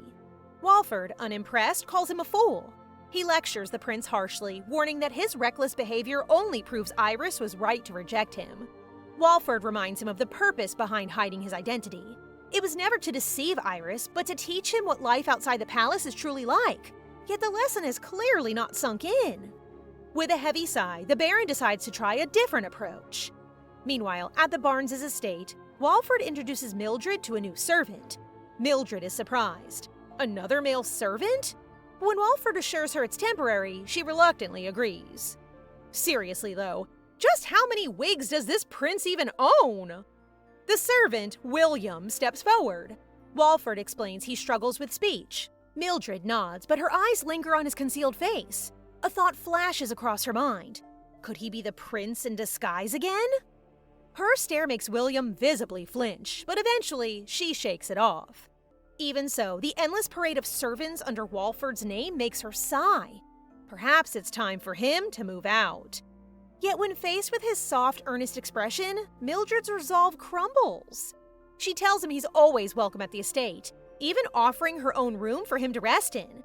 Walford, in turn, reveals his serious intent to marry her. Mildred laughs off the weight of his words, brushing them aside with a light kiss. The sweet moment is cut short by Jim's sudden interruption. His face pale, he reports a guest waiting. A guest who claims to be none other than her late husband. Just when they were about to have a sweet moment, why is there always someone disturbing them? Mildred freezes at Jim's words. Her dead husband has returned. Her heart races as she steels herself, stepping into the guest room. She expects a ghost from her past, but instead finds a bandaged man waiting for her. The stranger claims to be Fred, her long-lost husband. Mildred is stunned.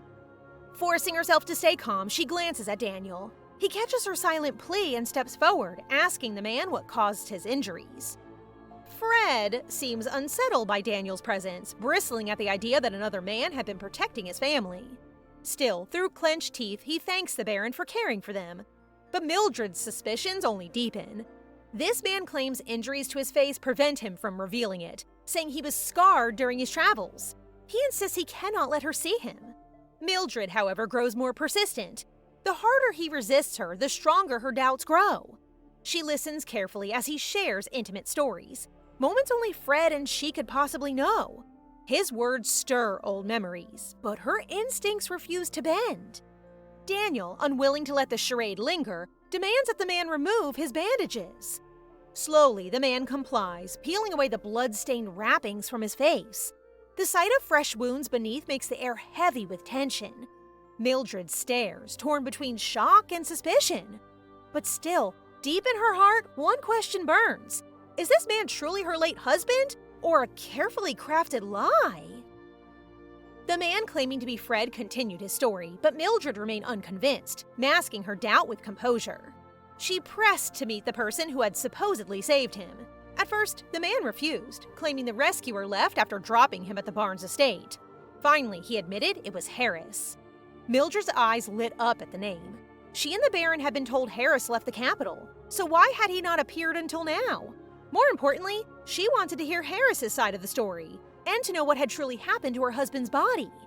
The man grew tense, offended by her suspicion. The Baron stepped forward, defending Mildred, insisting she only wanted to thank Harris. But the man turned hostile, demanding to know her relationship with the Baron. Mildred snapped back, questioning why her husband had vanished for years. Even if he had lost his memory, how could he suddenly remember them now? He faltered under her words, but quickly shifted the subject, insisting Ashley must not be told of his return. He declared he would stay at Harris's home and had only come to ask for money. Mildred was stunned and wary. She refused to let a stranger linger in her household. She told him her resources were limited, despite rumors of her business's success. The man scoffed, pocketing the small cash she gave him, then turned to leave. But before departing, he asked pointedly whether the Baron was staying in his room. Mildred, now certain this man was an imposter, ended the exchange coldly. He left the estate, but dread lingered in her chest. Whoever he was, she feared he might return, and this time bring danger to her children. So guys, what do you think of this story so far? Please subscribe and turn on notifications for updates on this and all our other stories, so you can be the first to find out when they're out. Thank you so much for your support. See you in the next one!